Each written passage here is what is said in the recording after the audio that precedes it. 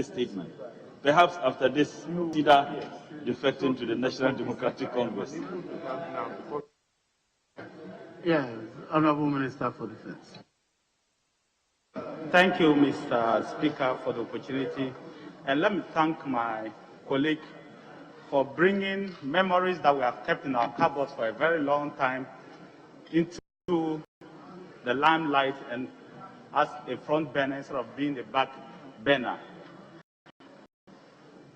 Mr. Speaker, the trailblazers of the Ghanaian politics of the North are names that some of us to recount what they have done for us as a people, and especially as Northerners, we cannot forget the front runners, including Tolona Yakubu Tale, who together with his friends decided that they will use politics for the service of the people and use politics to uplift the image of the people and not for themselves. Mr. Speaker, it is important to point out these were royals. They were not just ordinary people. If it were for themselves, they would remain in their palaces and be adored by the people and be carried by the people, but not engage in politics. But they decided, Mr. Speaker, that for the sake of the people, they did not just need to lead from the palaces, but they needed to also lead in the political people and shape what politics is. Politics of selflessness, politics of devotion, politics of giving and development, and nothing more and nothing less. And they fought for what we call freedom in development. Today, the motto of the MPP. Mr. Speaker, the original MPP was formed by these people from the North. But then it was the Northern People's Party. Yes. It was the Northern People's Party. History will have it, and it's true, that they had 15 seats. But they decided that to be able to bring the country together, they would pick somebody from Ashanti to be the leader of the party. And that's what I use the word selflessness means. That they could have decided that we are majority. And so we want the leadership for ourselves. Yakubu Tale, Bawumia then, Chief Bawumia, Dombo, and Ko could have decided that, well, we have 15 seats. But they said, no, no. For the sake of our people and for bringing out the people together, we'll pick somebody from Ashanti who has just one seat to become the leader. And today we are seeing the fruit of it. We are seeing the benefit of bringing the people together. So as we celebrate Tolona Yakubu Tale, who rose to become a running mate to Victor Wusu, we celebrate a man who was part of a few selfless northern politicians or politicians in Ghana in those days who decided that enough was enough and that they will fight to gain independence for Ghana. Mr. Speaker, if you check the nature of northern politics in those days, where there was no car flying between Bolga and Tamale, there was no car flying between Wa and Tamale, which then was the capital of the Northern Territory. And these people had to walk, Mr. Speaker, hundreds of kilometers just to hold a meeting, just to campaign.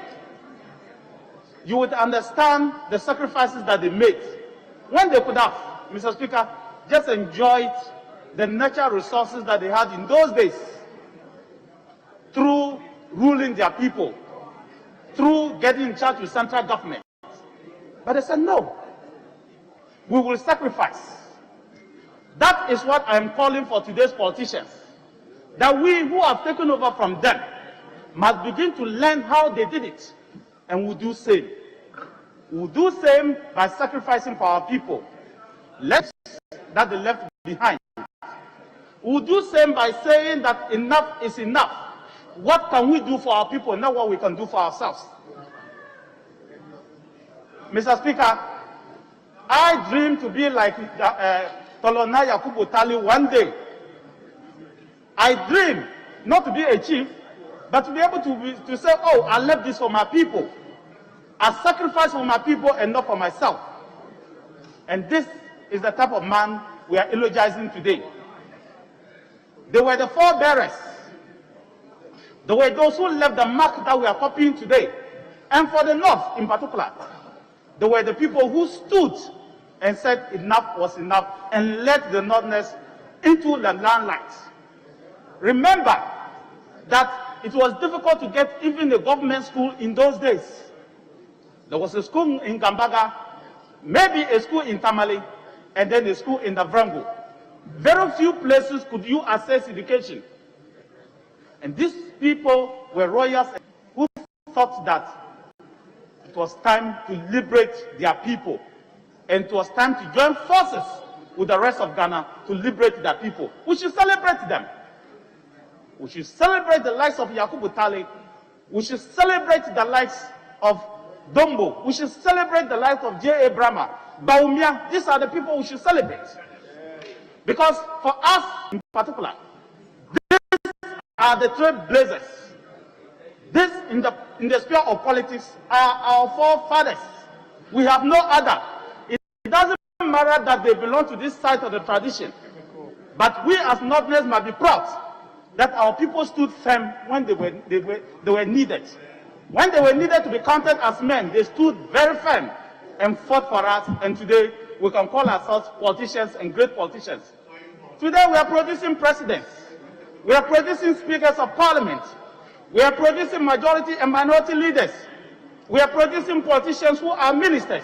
But we owe it a duty to remember that it was these people who set the pace. But they did not take, if you were to ask, what did they leave for themselves? What wealth did they leave for themselves? Mr. Speaker, you will not get. You will not get because they could then, in those days, sell millions of acres of land to make money, but they didn't do it. They could sell minerals, but they didn't do it. Mr. Speaker, in fact, they could sell the people, but they didn't do it. They felt that it was a sacred duty to ensure that our people were free. Because largely, less than 5% of the Northerners were educated. So once they got the opportunity to be educated, it was their civic duty to ensure that our people were free. And they did it. And that's why when I hear statements, or when I read the statement made by my colleague, I am very excited and proud. Let us look for the free market policies that these people espoused. Let us look for the freedom in development policy that these people espoused. Let us look for the rule of law that these people espoused. Let us look for the elephant in the room that these people espoused. And see what good that they stood for and copy them. I am extremely happy that their successors in the form of the New Patriotic Party has brought social reliefs to the people, including Northerners. That's why when I go to Tamale and I see the huge overpass through the streets of Tamale, I'm happy. And Mr. Speaker, when I go and see the project that is coming up for the Paluwu Dam, I am happy. You are not happy that are you not happy that there is this in your constituency? In your constituency, you are not happy that there is an overpass in your constituency? Honorable Minister, please address me. So, Mr. Speaker, I am happy to belong to the side that our forefathers chose. I am happy today I have an opportunity to serve the ideals and stand for the ideals that our forefathers chose. And I'm happy that I have the opportunity to be here today to eulogize now Yakubu Tale, that he and his colleagues stood for what many people would have been afraid to stand for. Thank you, Mr. Speaker. Yeah.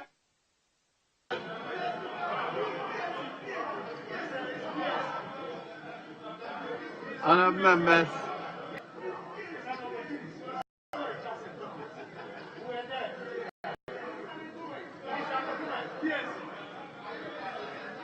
That brings us to the end of statement time. Yes, Honorable Leader, what next?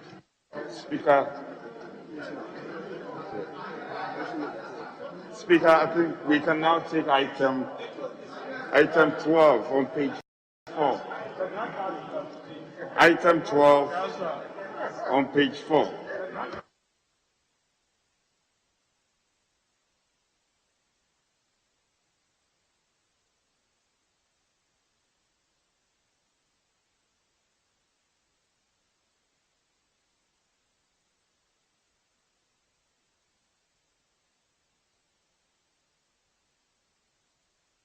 Which one? Item number. Yes, Leader. The Speaker, I rise to move that this Honorable House approves the sum of 1,471,089,000 Ghana cedis for the services of the Ghana Revenue Authority for the year ending 31st December 2021. The Speaker, the Ghana Revenue Authority exists to ensure domestic resource mobilization and tax revenue administration. The authority is made up of Domestic Tax Revenue Division, the Customs and the Support Services Division.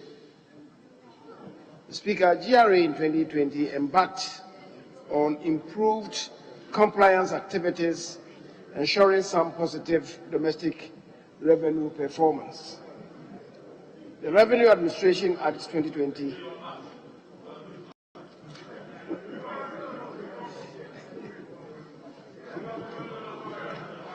Mr. Speaker, the Revenue Administration Act 2020, Act 1029, was passed to establish an independent tax appeals board and enhance the existing voluntary disclosure procedures and the transfer pricing regulations 2020, LI 2414. The Speaker passed to further improve the transfer pricing regime. 17.5% tax to GDP ratio. Thus, the GRA focus for 2021 include 1. Implement end-to-end ITAS systems for both direct and indirect tax, including VAT.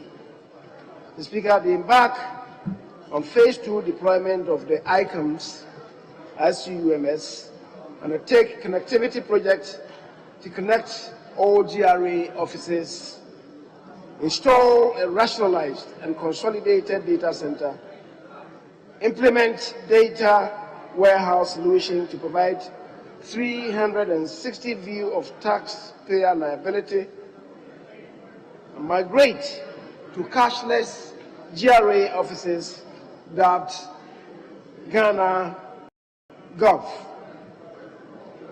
To build capabilities and skills of staff through well-defined competency frameworks and skills gap assessment, and deploy enterprise platform solutions, the middle of office automation. Speaker, further, the Ghana Revenue Authority will complete guidelines and practice notes for implementation of the voluntary disclosure program pricing regulations. Mr. Speaker, it is for these and many other programs and activities that the sum of 1,471,889,000 is being requested for the Ghana Revenue Authority for their operations for the 2021 financial year. Mr. Speaker, and in this, pursuant to this, that I move this motion for members to approve of the allocation to JRA. Mr. Speaker, I so move. Yes, Chairman of the Committee. Thank you, Mr. Speaker. Mr. Speaker, I rise to second the motion and in the process submit his report.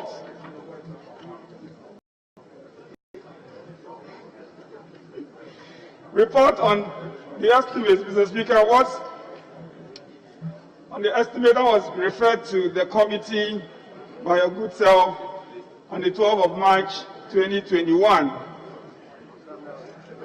Officials from the Ministry of Finance and the Ghana Revenue Authority attended on the committee and took us through the objectives and functions of GRA, which we have reflected under paragraph 4 of the report, and then the performance for 2020, which we have reflected under paragraph 5, and the paragraph 6.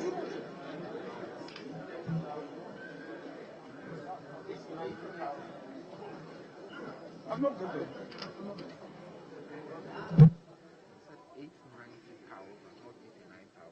But I'm not mentioning any figure. Yeah, Mr. Speaker, under paragraph 6, we have the 2021 annual estimates, and then the observations and recommendations of the committee are reflected under paragraph 7. And here they took us through their strategic plan, their transformational activities, and the focus of their activities. Mr. Speaker, it's important to mention, as we have indicated in the report under paragraph 7.5, that in 2021, GRA projects to collect for this country some 57 billion and is looking to do so with a budget of some 1.47 billion Ghana cedis. Mr. Speaker, the committee concludes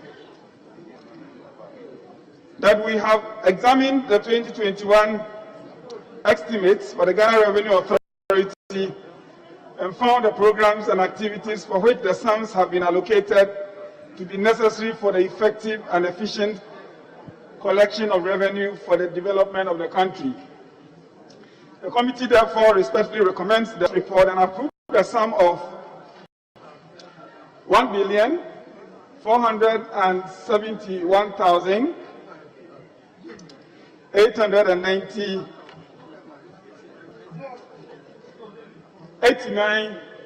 Sorry, I take that again, Mr. Speaker.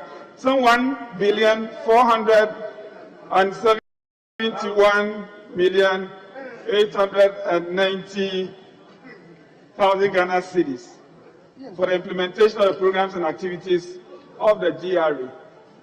Respectfully submitted, Mr. Speaker. Yes, Honorable Ranking Member. Thank you, Mr. Speaker. Mr. Speaker, I also rise to support the motion. Mr. Speaker, in doing so, I wish to state that GRA is supposed to retain up to 3% of the total revenue they collect. Mr. Speaker, GRA again is the one close with the responsibility in ensuring that they correct and implement all tax revenues that has been approved by this House. Mr. Speaker, in the year 2021, the government has given the Ghana Revenue Authority the approval to retain up to 2.58% of the taxes that they collect.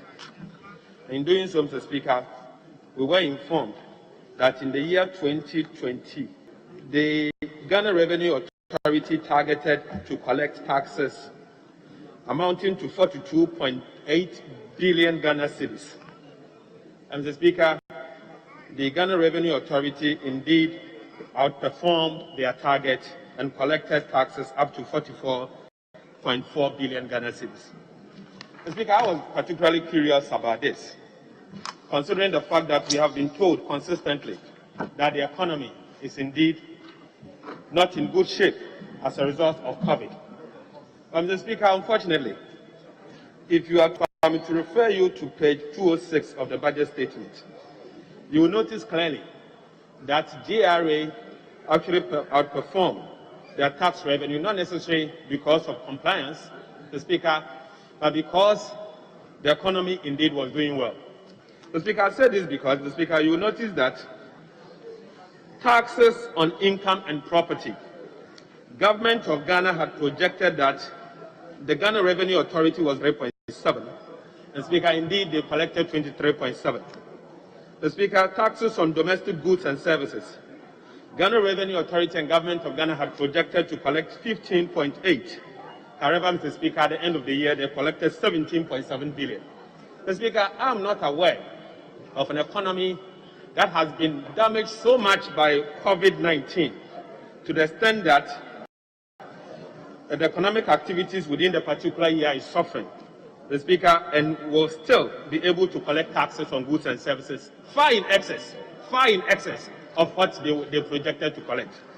The Speaker, in the same vein, taxes on international trade taxes, the Speaker, this is largely due to imports.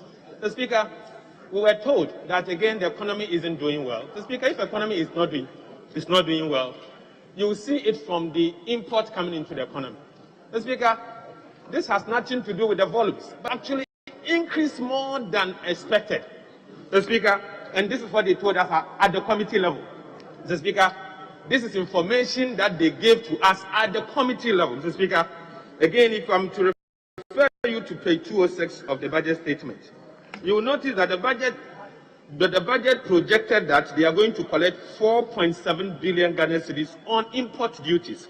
However, Mr. Speaker, at the end of the year 2020, the government of Ghana collected 5.5 billion Ghana cedis on the back of import duties.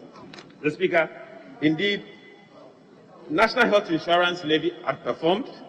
Indeed, Ghana Education Fund levy outperformed. And clearly you could see that most of the tax handles, Mr. Speaker, performed far better than what was projected.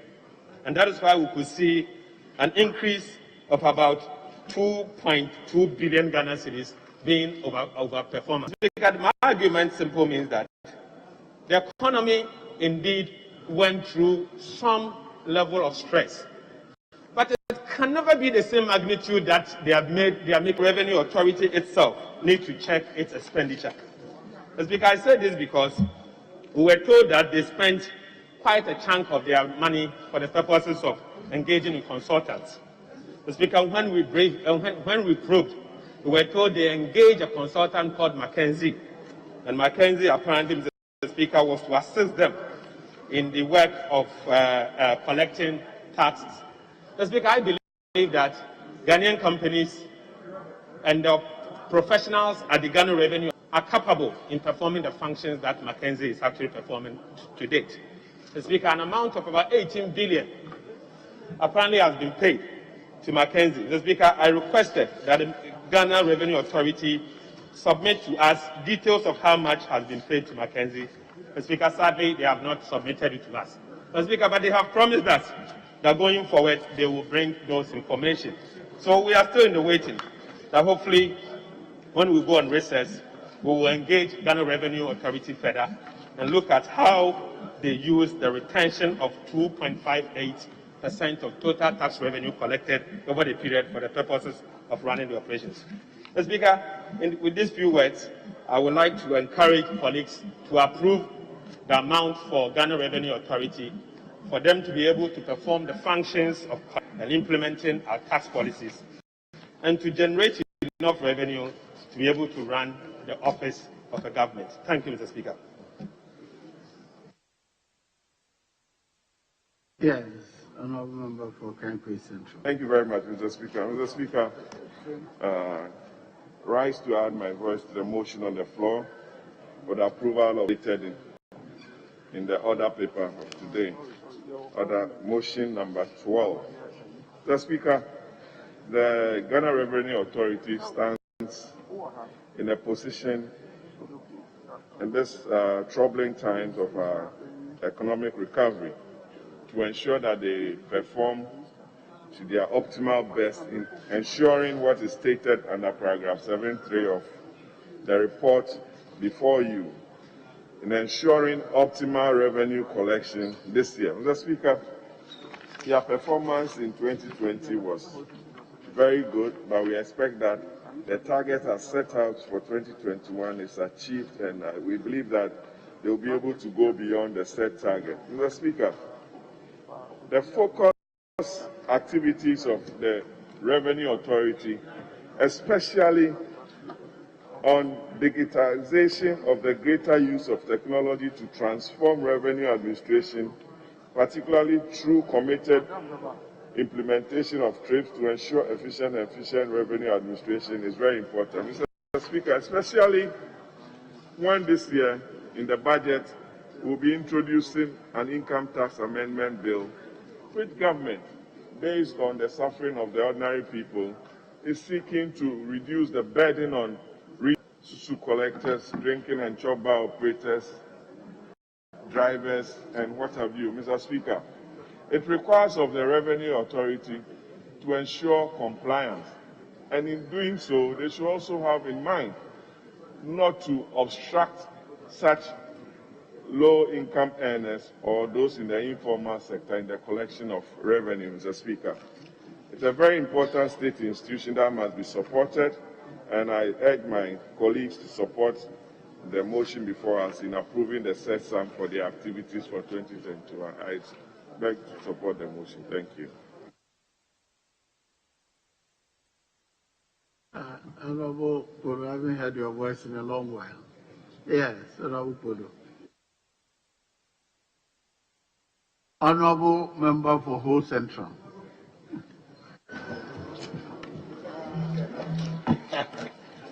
I thank you, Mr. Speaker, for the opportunity to contribute to the motion that seeks to approve budgetary allocation to the Ghana Revenue Authority. The sums have been mentioned already, so no need to repeat them. Mr. Speaker, I want to congratulate the Ghana Revenue Authority on the broad to implement the policy on tax stamp, excise tax stamp. Because if you go everywhere now to buy anything, you virtually see the tax stamp on it. That's by way of making people to comply with the law which was passed by this August House sometime. And I'm sure that that has contributed to the tax revenue collection largely. But, Mr. Speaker, there is still a very wide gap between talk and practice. In practical terms, we could do more and therefore rake in more tax revenue. Mr. Speaker, this House passed a bill on the POS, point of sale device. But we find out that these are not being used in many establishments. Many businesses are not using it. And it is the duty of GRA, according to the law, to enforce the use of point of sale devices. Because then all sales made by SMEs and big companies can be tracked and the appropriate profit taxed for those companies.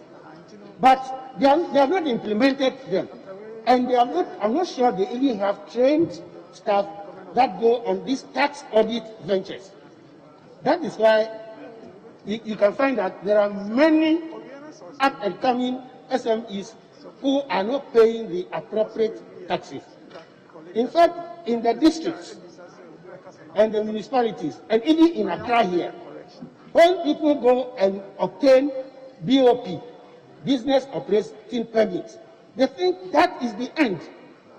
They think that is the end of their tax obligations to the nation. I think there should be wider, more intensive tax education for people to distinguish between business operating permit, BOP, and tax on actual business activities, which come at the end of of each year.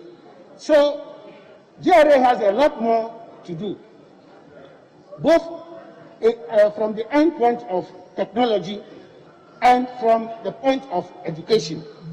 If we can get our people to comply with the POS, the use of the POS device, we can then accurately determine what taxes are due, what sales have been made by businesses and firms. In fact, law firms, accounting firms, I believe, are not being taxed adequately because we don't track their revenues. Contractors pay the withholding tax and they think that is the end. And we don't follow up. These are the reasons why we have a wide gap between actual tax that the nation can collect. So they need to do more. They have to up their game. Train, deploy the people, and let them carry out the real audit of revenues being realized by the various businesses, so that we can collect more taxes. I agree that we should approve this amount for them because it is within the statutory arrangement, not beyond 3%. But their performance last year shows that they were prudent in using whatever was given to them. We hope they will do the same and not overrun their budget for the year. I thank you, Mr. Speaker.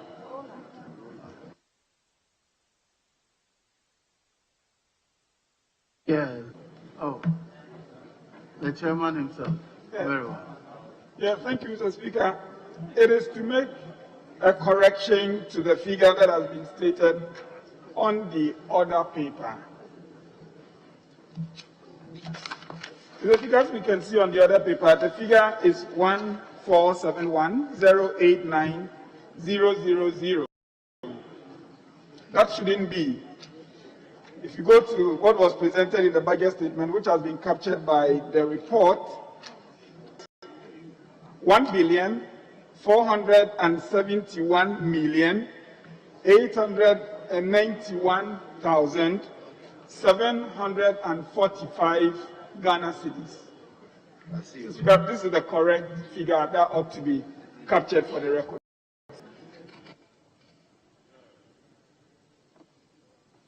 Very well. One more contribution. Yes.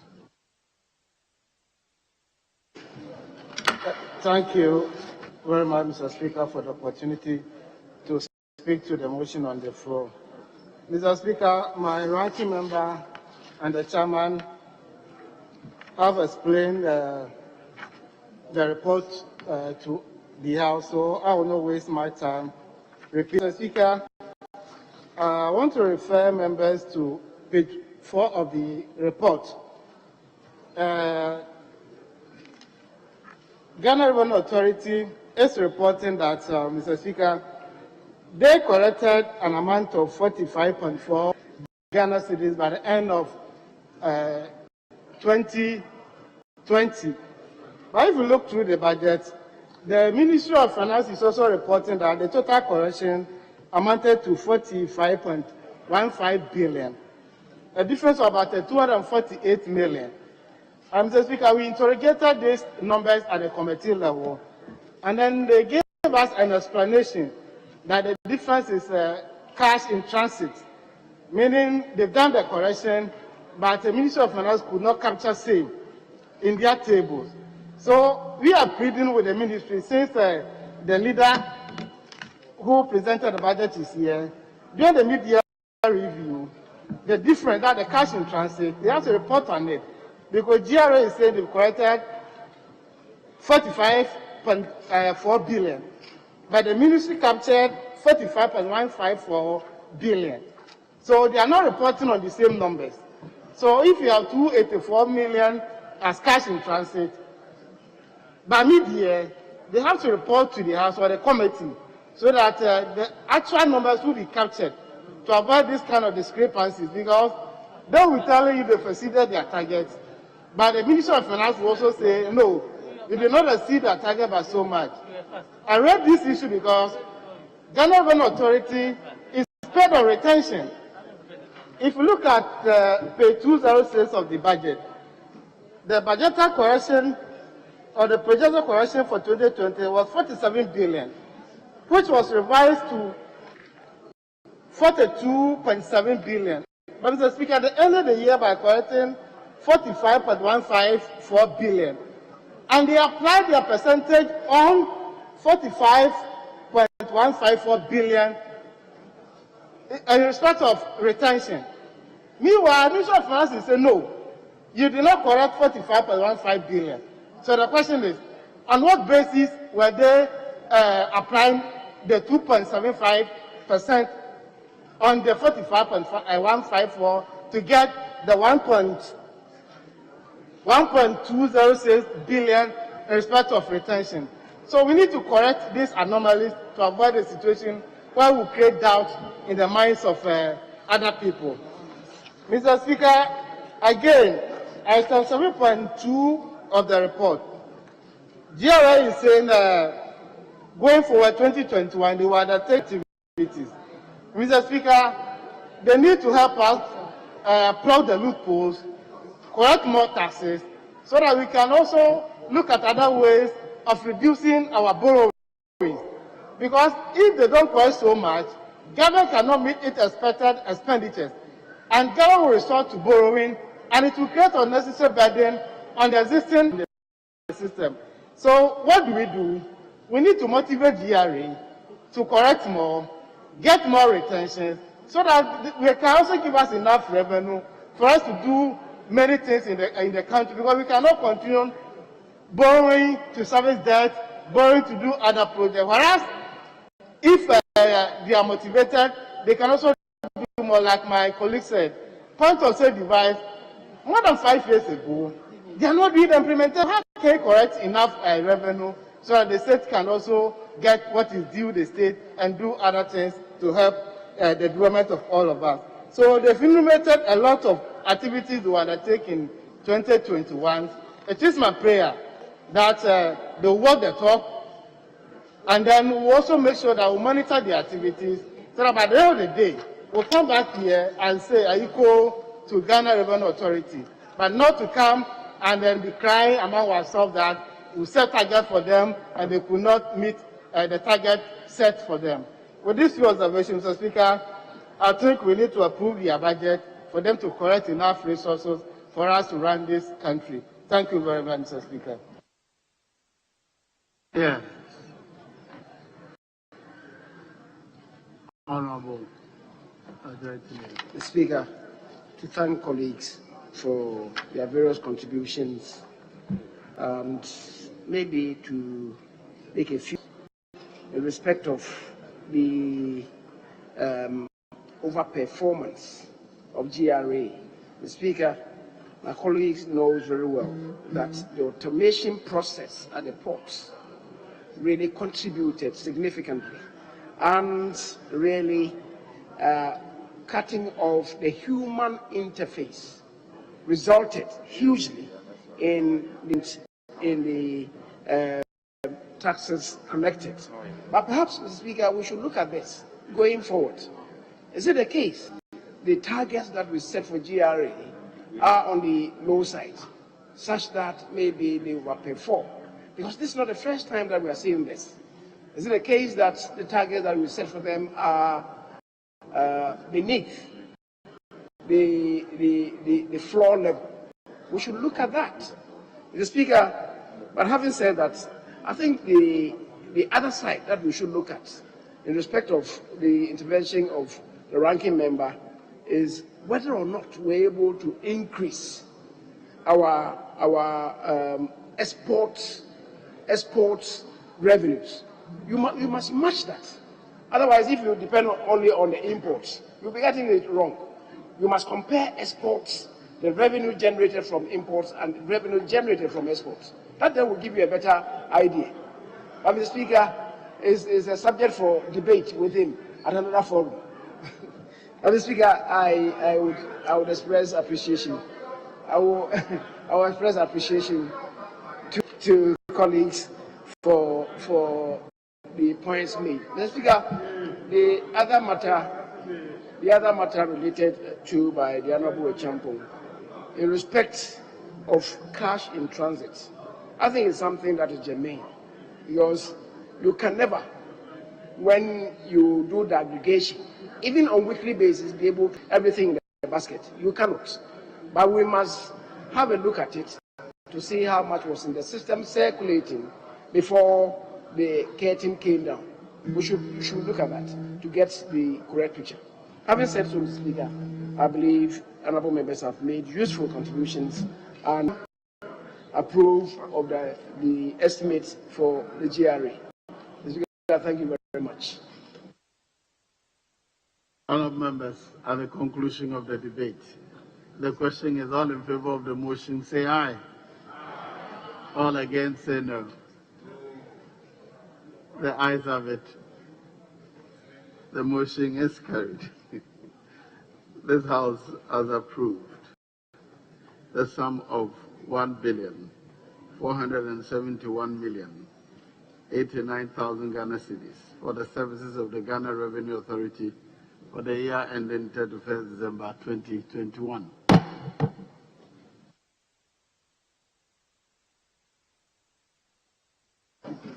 Speaker, shall we go on to page and take item number 10? Very well. Item number 10, motion. Yes, Honourable Speaker. Majority Leader. Mr. Speaker, I beg to move that this Honourable House approves a sum of 2,677,117,284 Ghana cedis for the services of the Office of Government Machinery for the year ending 31st December 2021. The Speaker, the government machinery embraces the entire architecture of the Office of the President as the seat of government, and those organizations whose operations fall out the traditional areas of sectoral responsibilities for which the Office of the President, the core government machinery, exists to provide administrative, managerial, and technical services. The Speaker, you would include the Office of the President itself, the Office of the Vice President, the Office of the Chief of Staff, Cabinet Secretariat, Office of the Chief of State Protocol, the Ghana AIDS Commission, Commissions and Councils, National Population Council, the Ghana Investment Promotion Center, Internal Audit Agency, Office of Administrator General, Millennium Development Authority, State Interest and Governance Authority, SIGA, the Public Sector Reforms.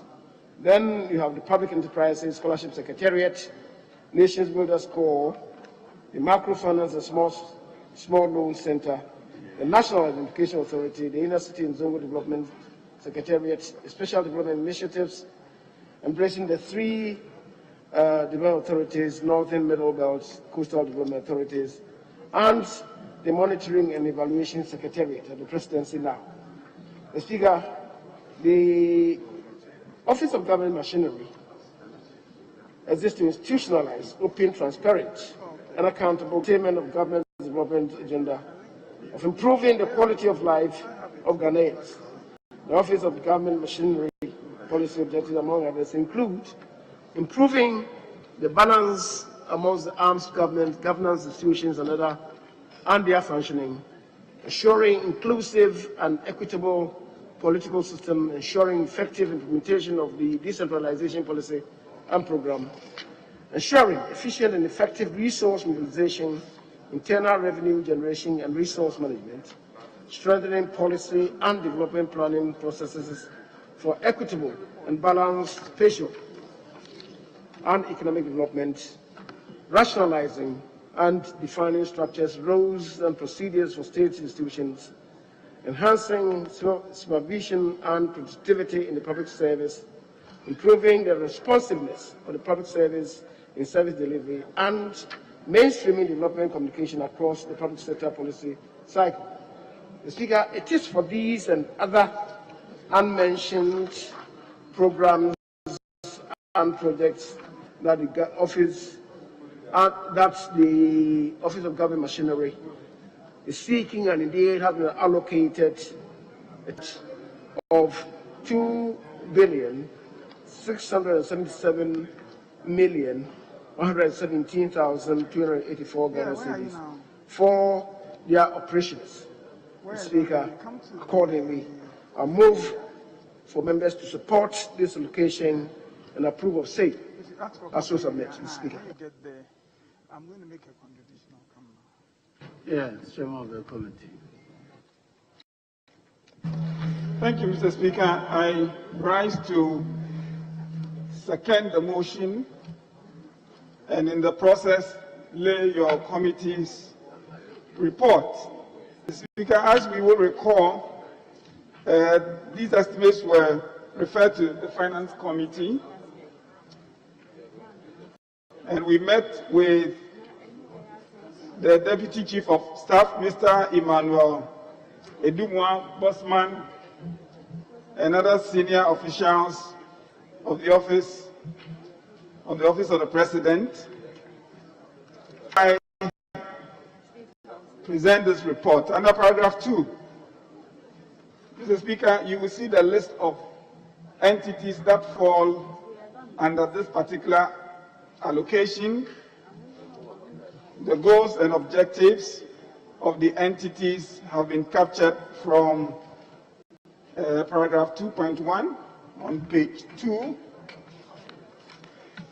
That takes us to paragraph 3.14, where we review the outturn for 2020.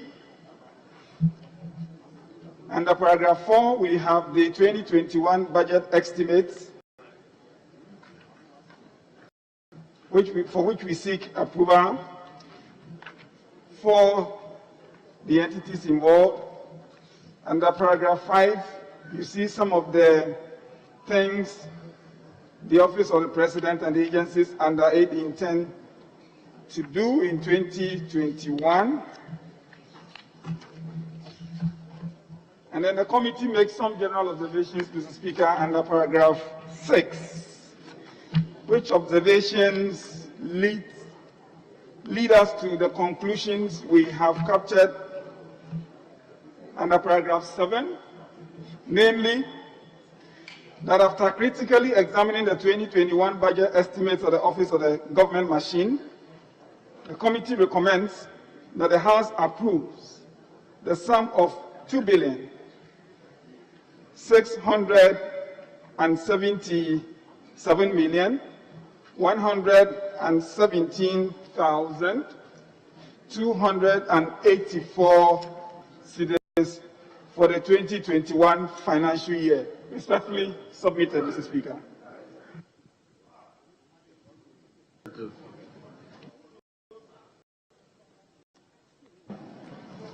Thank you, Mr. Speaker. Mr. Speaker, I also rise to speak to the motion that was moved by the able acting Minister for Finance.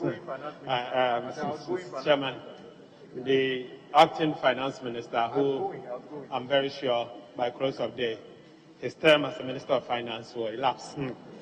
Mr. Speaker, in speaking to the Office of Government Machinery motion, Speaker, due to the large nature of the agencies under the Office of Government Machinery, I would like to speak to two of the agencies. Mr. Speaker, first, I would like to speak on the Special Development Initiative, which used to be a ministry, the elsewhere Ministry of Special Development Initiative. Mr. Speaker, I wish to say that as part of the engagement with the committee, we were informed that the Special Development Initiative that used to be a ministry, but today at the time that we were meeting them, they have contracts with a book value of about 2.1 billion yet to be paid. Mr. Speaker, my concern is that all of us can testify that across our constituencies, there are projects funded by the Special Development Initiatives Ministry, the elsewhere ministry, that as we speak, they are in various forms of completion. And most oftentimes, contractors are complaining due to the fact that there hasn't been paid and their backlog of arrests accumulated over the period. And there's the need for us to indeed look for funding to ensure some of these projects are completed. That in the year 2020, the awarded contracts, the number of contracts awarded is 4,547. 4,547 individual contracts. I'm wondering as to whether they have financial clearance for all of this. And I've already urged the minister responsible for finance to ensure that all these contracts indeed clearance in line with the Public Financial Management Act. And going forward, Mr. Speaker, enough resources should be made available for them to be able to pay these contractors. Failure, Mr. Speaker, will mean that the financial sector may suffer. Mr. Speaker, we all know what arrest does to an economy, particularly the financial sector. The fact that oftentimes when contractors go to the banks and borrow money and they are not paid for them to be able to pay their banks, and it becomes a problem. And that is why, Mr. Speaker, this matter is something that I'm very much concerned about, and there's the need for us to have a handle on. But sadly, Mr. Speaker, the allocation in the budget for the Special Development Initiative is woefully inadequate to be able to pay for these contractors. And so I urge the minister responsible for finance that in the media review, they should make allocation for the Special Development Initiative for the purposes of paying for this arrest accumulated by the Special Development Initiative Ministry elsewhere. Mr. Speaker, going forward, I also want to speak on the allocation that has been made to the Office of the President proper. Mr. Speaker, we were told that in the year 2020, the Office of the President proper spent an amount of 480 Ghana cedis. We were also told that the Office of the President has 6 cost centers. The first one is the General Administration. The second one is the Office of the Chief of Staff. Third is the Vice President Secretariat, the Press Secretary, and the Policy Coordination Delivery Unit. Mr. Speaker, the goods and services spent for the period for January 2020 to December 2020 amounted to 305.7 million Ghana cedis.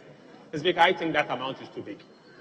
It's too big, Mr. Speaker, because there are other functions of state that perform equally very important function of state, yet they were denied enough resources to function properly.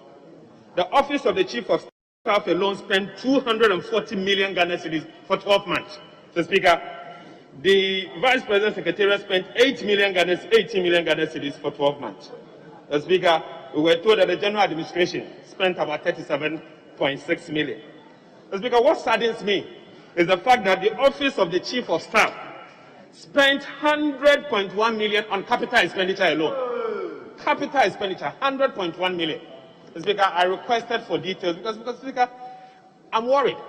I'm worried in the sense that structure ministries like Ministry of Roads, Ministry of Works and Housing, and others that have a core function of ensuring that we build on our infrastructure. Yet, the Office of the Chief of Staff spent 100 million Ghana cedis on capital expenditure. Is it the case of buying cars or what? Mr. Speaker, we were not given the details. I asked for this information, and up to date, the details are yet to come.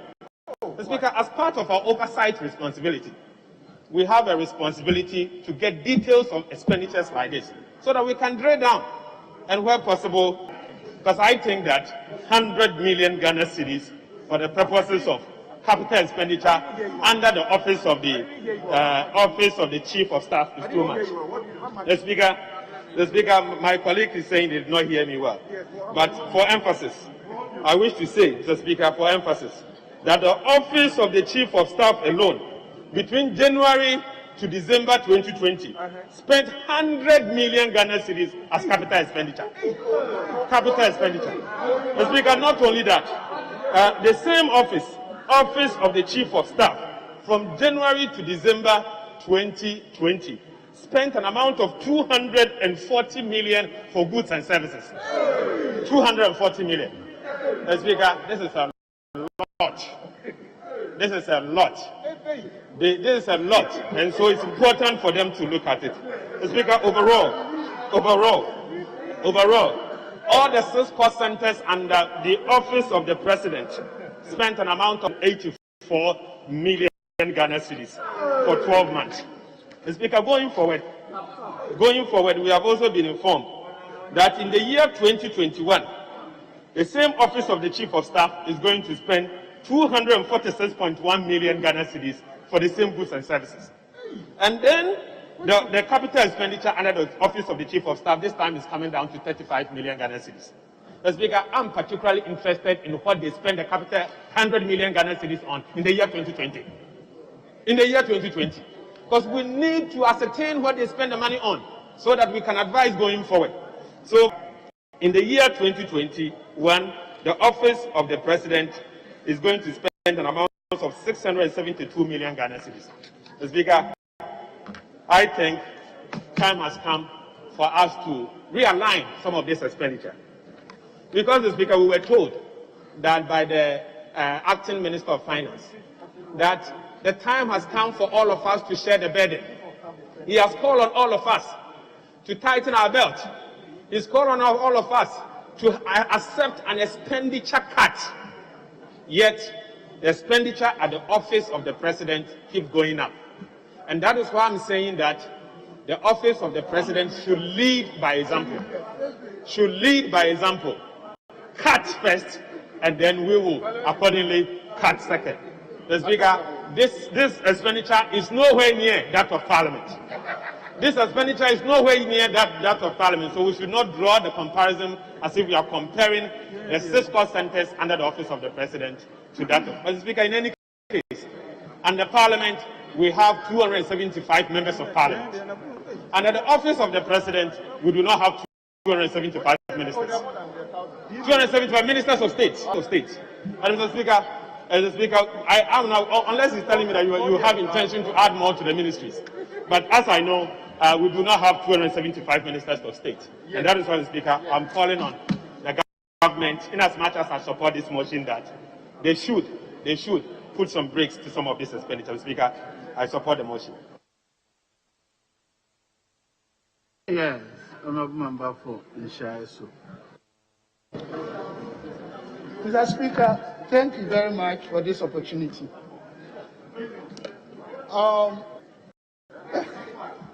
Mr. Speaker, I would like to touch on 2 areas that, in my opinion, are of extreme importance to us. Although, under our leadership, we've done exclusively well as a government. I'm talking about Maslock and the Scotland. I am saying this simply because our market is the defensive type whose risk index is less than 1. And that will mean that the performance of our economy has extremely sluggish correlation with our market. Mr. Speaker, as I am speaking now, the SMEs forms about 90% of our market.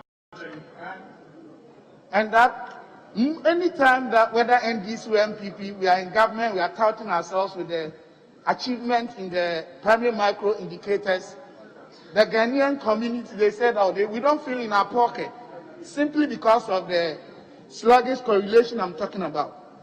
I think the allocations we are making to Maslock, I support, is good, but I am suggesting that in the near future, areas such as Maslock, we need to make sure that we increase allocations to those areas so that this issue of the economy not impacting the grassroots will be handled.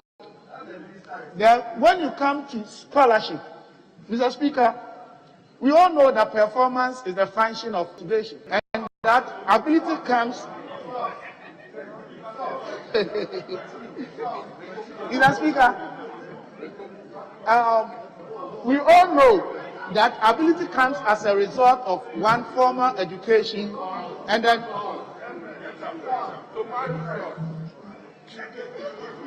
so I am saying that our government exclusively did well, especially between the years 2017 and 19.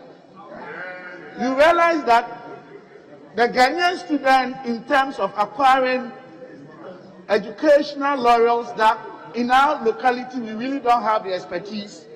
We spend so much there, and it's really helping us as a country. However, I'm also proposing that we need to expand our expenditures in these areas, because without having that high level of human development index, attaining stability and growth in terms of our economy will be extremely difficult. Mr. Speaker, my minority friends just said that Office of Government Machinery, we are spending so much, and that they are raising issues. Of course, constitutionally they have their right to raise the issues. However, they have not stated or defined the responsibility framework of Office of Government Machinery entities under the scope of work, the infrastructural scope that we are talking about. They have not. Before you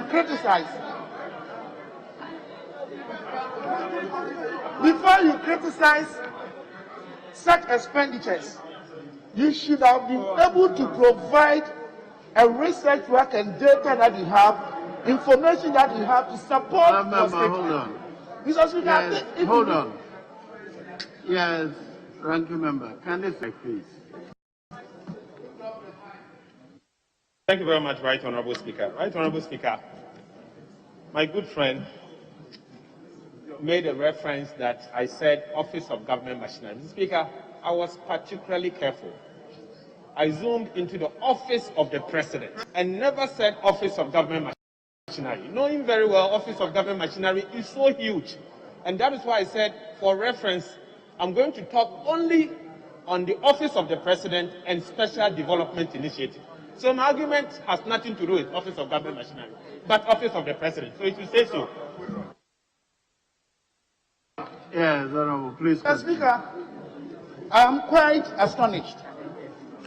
The point that I was making, and I still emphasize, is that before you make such criticisms, you should be able to provide scope of work, define the define the work that will enable you to criticize the work without understanding the responsibility framework of Office of Government Machinery and precisely the President Office. You cannot draw these arbitrary inferences. Mr. Speaker, in fact, under the NDC, if you do consider time value of money and do the necessary financial adjustment, they have rather had actually expended, about 10-folds of what they are talking about. Yeah. So, Mr. Speaker, about judicial use of state resources that yielded results that we can all attest to. Yeah. In terms of what our government has achieved through Office of Government Machinery and precisely the Chief of Staff's outfit. So I think we need to analyze these things with respect to scope of work, responsibility framework, the output, the results that we have, and its impact on our social. Mr. Speaker, this is what that I want to say. Yeah.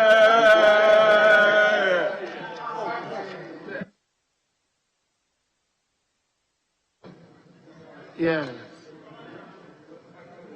Honourable Champion. Mr. Speaker, I'm very grateful for the opportunity to support the motion on the floor. Mr. Speaker, before I move on, I heard my colleague say that he is a former CEO of Maslop. So he was trying to make a case for Maslow in terms of budgetary allocation. And then there's a saying, Mr. Speaker, which goes that to whom much is given, much is expected. Because in 2021, Mr. Speaker, Maslow is projecting to spend 49.7 million on goods and services. And then compensation is 7.5 million Ghana cedis. Total allocation of 80.4 million cedis.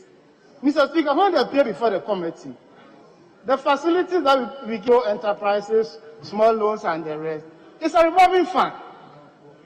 They could not account to us how much they've been able to recover. And you're asking us to give you more allocation. On what basis can this house give you enough allocation to be disbursed to other businesses? You should have accounted to us that we gave us, if we recover, let's say, 200 million, then there will be a basis to make a case on your behalf. So as a former boss, I'm sure you will not go back to Masrock again. Try to advise them to do what is needful, so that when the picture is clear, then we'll get the opportunity to also make a case for Maslow going forward. Mr. Speaker, we've heard over and over again public sector reforms. We are spending money and recruiting people in the name of public sector reforms. Right now, we put Ghana Beyond Aid and the public sector reform being led by our former senior minister, Honorable Yawasafu Maasfu, as the senior advisor to the president. Mr. Speaker, Auditor General has presented several reports, and we've seen a lot of infractions, misappropriation, misapplication of funds. By the end of the day, we spend money for platforms. So what are we achieving in all these exercises? So, Mr. Speaker, let's put the money in where our mouth is, so that we know that the limited resources that we have, we are making judicious use of it. And I want to tie in with this, Mr. Speaker. When the Internal Audit Service appeared before the House, we asked them, they work under the MMDAs. Mr. Speaker, if a DCE, you write a nasty, excuse my language, report about a DCE, the next day you'll be transferred. So the independence of the institution will not be there. So let's find a way of allowing the internal audit system to operate, so that anything that is happening within the MMDAs, they can report appropriately, so that we know that there's value in whatever we do in all our state institutions. Mr. Speaker, SIGA informed the committee that they've signed performance contract. Mr. Speaker, if you sign performance contract, that shouldn't be the end of it, because somebody has set targets for himself that by the end of the period, I'm going to achieve so much. So if by the end of the period, they're not able to achieve their own set target, do you have a punishment regime for them? Are you going to demote them, transfer them, so that it will serve as a disincentive for others? By the sign the contract, by the end of the period, they will not deliver. They will take their salaries, their allowances, and will keep allocating resources to the same institutions in the name of budget allocation. Mr. Speaker, let's try to do something different and expect a different result, which will kneel to the benefit of all of us. Mr. Speaker, with these few observations, yes, I will conclude by saying the House should help make sure that our oversight responsibility over state institutions are performed and perform well. Because by the end of the day, we give them resources. We are complaining that we don't have enough resources in our national kitty. But the limited that we have, let's make sure that it is put to good use to the benefit of all of us. I thank you very much for the opportunity. Yes, leadership. Thank you very much, Mr. Speaker, for giving me the opportunity. Mr. Speaker, I rise to support the motion. And in supporting it, Mr. Speaker, I want to draw the attention of the House to some policy directions so long as our governance structure and this report as a whole is concerned.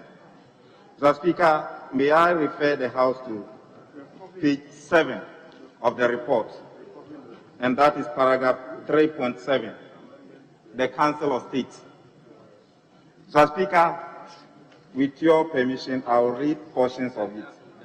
For the year 2020, the Council of State facilitated the passage of the Council of State Act 2020, Act 1037. Mr. Speaker, I'm wondering if after passage of this act, the proper place for the budget of the Council of State should still be under the office of the President or as part of the other government obligations as we are seeing here. Mr. Speaker, the Council of State is a constitutional creation, and we have passed an act in this House to support that. And Mr. Speaker, when you go to the Constitution,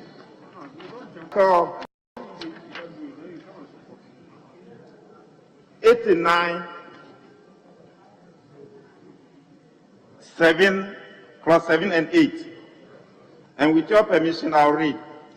The chairman and members of the Council of State shall be entitled to such allowances and privileges as may be determined in accordance with Article 71 of this Constitution. The allowances and privileges of the chairman and other members of the Council of State shall be a charge on the consolidated fund and shall not be varied to their disadvantage while they hold office. Mr. Speaker, with these provisions and with the act that was passed in this House, I think the Council of State should be able to prepare a budget which should come under the special budget of the committee of this House, just as we do for SHRAG, just as we do for NCCE, just as we do for the Electoral Commission, just as we do to independent constitutional bodies. I think, Mr. Speaker, going forward, time may not be on our side, but as we are moving towards the 2022 budget, or we are moving towards a supplementary budget, Mr. Speaker, we must take a critical look at this policy direction. Mr. Speaker, if you read the report, the Council of State, all the money for monitoring and evaluation are boxed into one figure. Are we saying even if the Council of State is trying to embark upon some monitoring and evaluation project to come and inform His Excellency the President, they have to go to the President for something before they can even carry out such a duty? These are constitutional problems, and I think, Mr. Speaker, we must draw the House attention and the Minister for Finance to that there has been a new act. An act for the Council of State has been passed to support the Constitution, and therefore they must be regarded as such. Mr. Speaker, secondly, going through the report, I want to come when the local government committee met and presented a budget to this House. A serious issue was raised in the report about whether the proper location for the Ministry of Special Development Initiatives should be the Committee of Finance. Whether after dissolving the ministry, whether it proper locate the development authorities, and with respect to Speaker, I'm referring to the Middle Development Authority, Coastal Development Authority, and the Northern Development Authority, whether their proper location should be under the Office of Government Machinery. Mr. Speaker, we are raising these issues because when you go through the activities and the projects that were carried on by this ministry, Mr. Speaker, there are a lot. And I even want to question even the Committee on Finance, whether they have ever organized a monitoring tour to go and look at the proper locations of these over 3,000, 4,000 so-called projects that we find in this report. Mr. Speaker, if you go through the report, a lot of projects are said to have been completed by the Ministry of Special Development Initiative. You and I know, Mr. Speaker, that the Committee on Finance is always inundated by international agreements to go through their terms and references and other financial bills. And I'm wondering whether they will have time to go and see whether these projects that are being enumerated here were properly completed, those in work, which they are said to be in work in progress are truly work in progress, and whether what we saw when the government track record, achievement tracker was brought, the toilets of the Ghana First are not part of this project that have been written here. Mr. Speaker, these are issues that we have to interrogate, and I will not be surprised if this House will constitute a committee and embark upon a nationwide tour. Because, Mr. Speaker, the amount we are giving them, about 850 million Ghana cedis I don't know whether it is Ministry of Special Development Initiative, or it's Office of the Special Development Initiative, or it's a Commission of Special Development Initiative, or it's a department or agency. They alone, this year, are even being given about 800 and something million. Mr. Speaker, you can't give this money out and you will not go about to go and supervise or monitor as to whether these projects are there or not. Mr. Speaker, the ministry is dissolved, and I think the best person to be able to perform supervisory role on these development authorities should be the Ministry of Local Government, Rural Development and Decentralization. The Ministry for Local Government, Rural Development and Decentralization, because they have presence in over 260 districts in this country. And, Mr. Speaker, from 2017 to date, the Ministry for the Local Government Service alone have recruited not less than 4,000 university graduates. So, Mr. Speaker, in terms of staff strength, they have the capacity and they have the numerical strength to be able to monitor and supervise all these things. Mr. Speaker, this ministry inherited an authority that you and I know what happened in SADA, or the Accelerated Development Authority. Mr. Speaker, if we don't tighten the monitoring mechanisms, one day, Mr. Speaker, this country will be overtaken by events or some eventualities that you and I will find it very difficult to explain. So with this, I want to make a humble submission that one, the budget of the Council of State should be treated as an independent constitutional body and should be referred to the ministry, the Committee on Special Budget, just to be treated like the budget that of the Electoral Commission. And secondly, the proper location for the three development authorities, Mr. Speaker, should be under the Ministry for Local Government and Rural Development. Mr. Speaker, that should not be all. Even Zongo, we are told that the Zongo Ministry is dissolved or collapsed. And Mr. Speaker, I'm wondering, and I don't want to believe, that with this kind of budget that we are seeing, there are going to be ministers of state at the office of presidency who will still be supervising these agencies or departments that we are seeing. If that is the case, let's call a spade. Call that minister of state in charge of Middle Belt or Local Coastal Development Authority or Northern Development Authority as a minister for special development initiatives. Call that minister of state in charge of Zongo Development Fund as a minister in charge of Zongos. If you don't do this, then you say they've all been brought to the office of the president under other government obligations. Then we are sending 4 billion Ghana cedis to the office of government machinery as other government obligations. Mr. Speaker, who is going to monitor these funds? Which committee will be doing the supervisory role? To fight, seriously be united and fighting against corruption, let's relocate agencies and departments into their proper perspectives. In that way, Mr. Speaker, we will together help to fight corruption.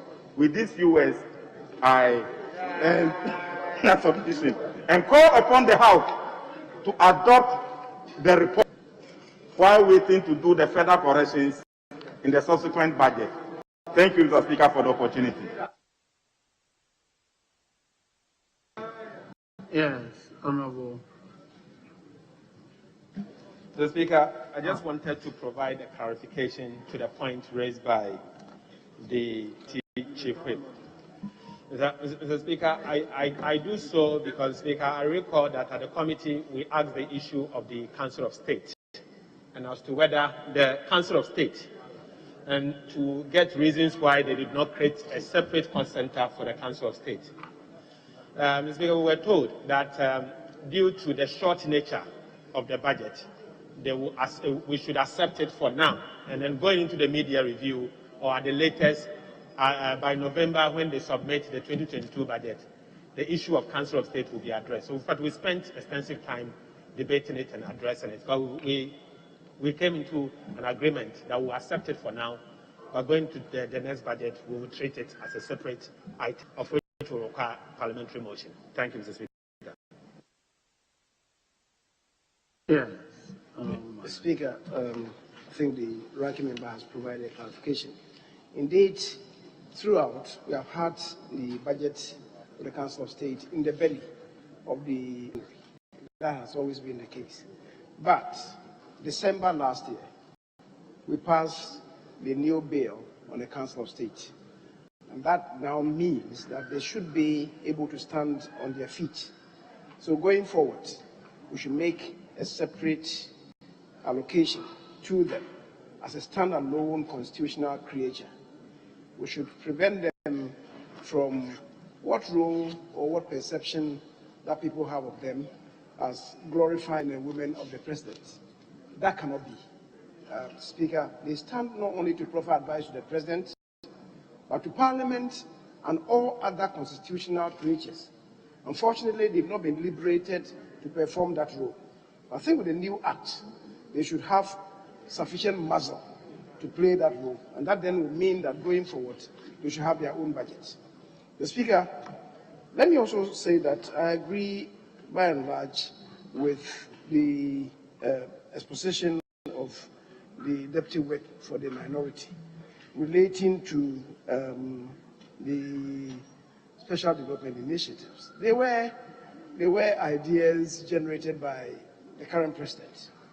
Mr. Speaker, what it is, the purpose of the Special Development Initiative really responds to the imperatives of Article 36(2)(d) of the Constitution, to have development decentralized into the various regions and districts, and even within the districts, such development. If that is the case, then I will agree that because these ought to be also supervised by members of Parliament and district assemblies, going forward, perhaps the proper location should be within the ambit of the assemblies, in that case, to be superintended by the Ministry of Local Government and Rural Development. But we are not there yet. I believe that we can debate this matter. And I think that ultimately, if we have to continue with the program, that ultimately will have to be the location.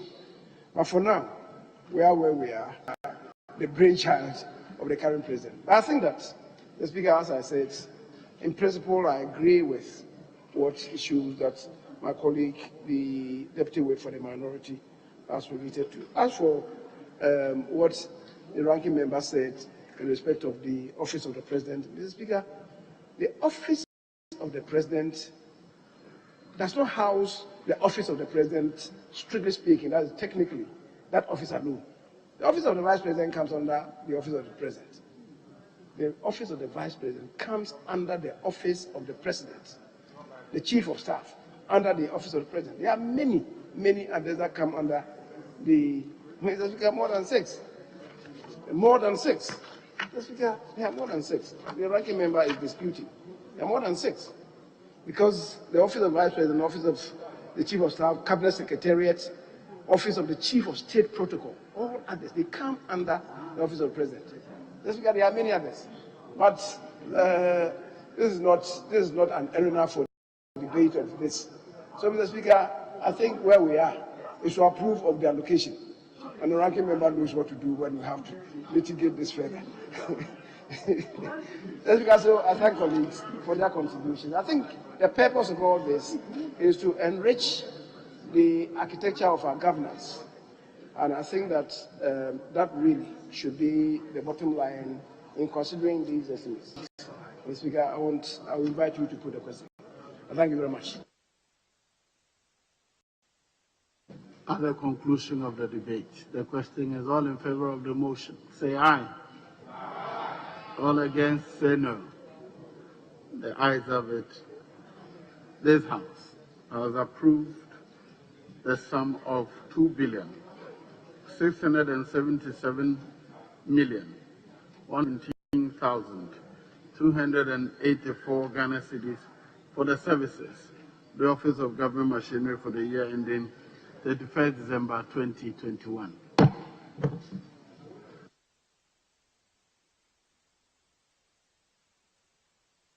Yes, Honorable Majority Leader.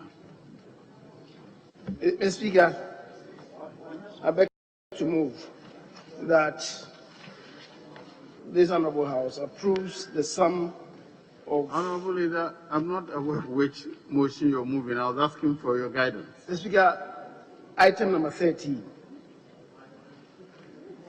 Number 13. Yes. Very well. Other government obligations. Yes. You may please proceed.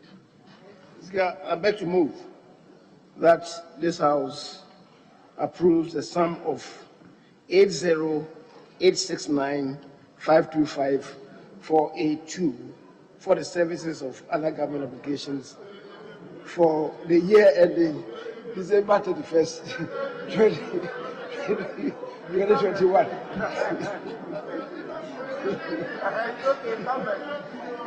Mr. Speaker, I beg to move, for avoidance of doubt, that this House approve the sum of Ghana cedi 80,869,525,482 for the services of nations for the year ending December 31st, 2021.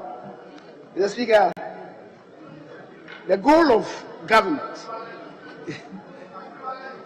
the goal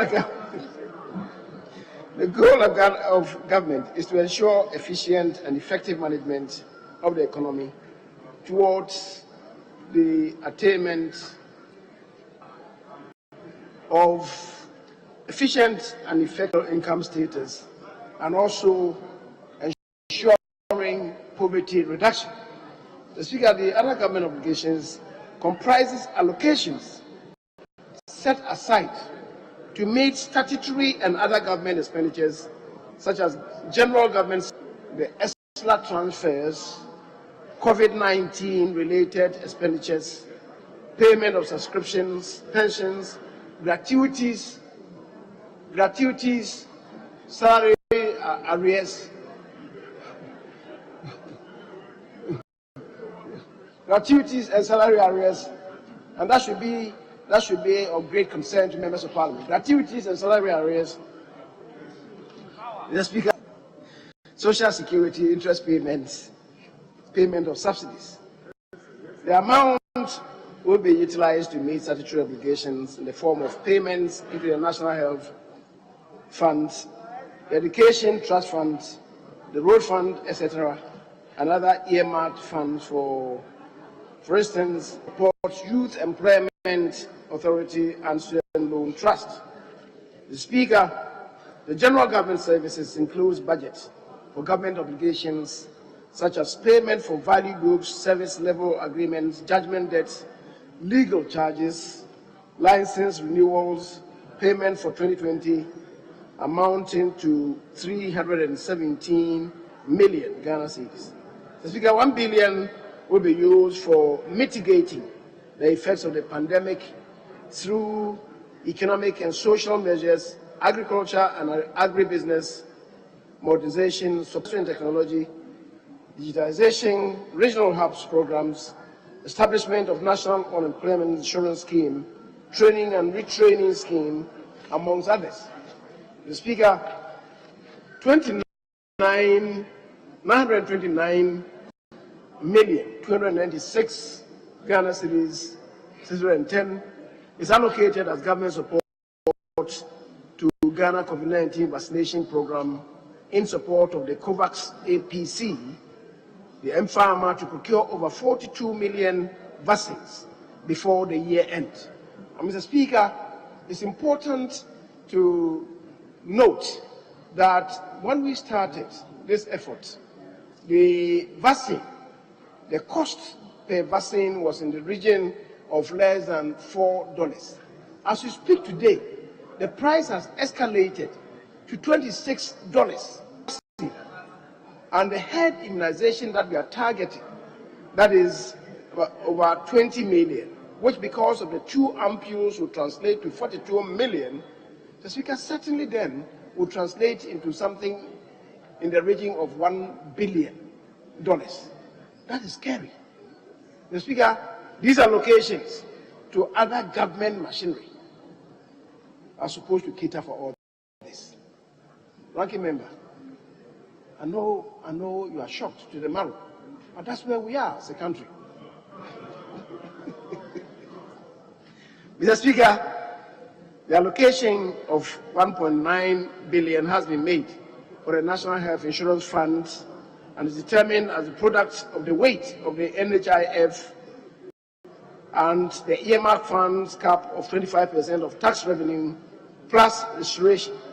In accordance with the National Health Insurance Amendment Act 2018, the fund is entitled to a 2.5% straight levy on goods. Mr. Speaker, this amount does not include the 2.5% on the contributions from Social Security and the pension scheme. Speaker, the sum of 1,442,796,479 Ghana cedis has been allocated to the GET Fund. The Speaker, this and many others are the reasons the approval for the request, the sum of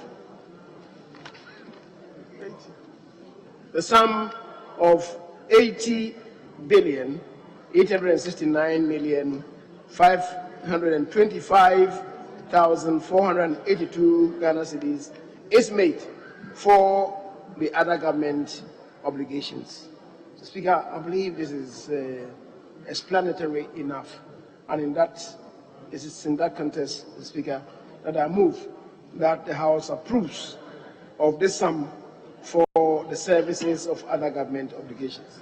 I so submit, Mr. Speaker. Yes, Chairman of the Committee. Thank you, Mr. Speaker.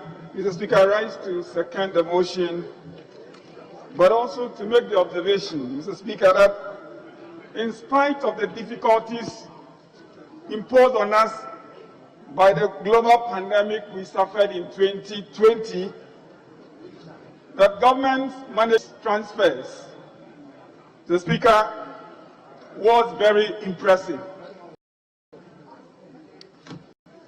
In fact, for those funds that depend on revenues, and that suffered because in the light of COVID, revenues had underperformed, not just in Ghana, but across the world.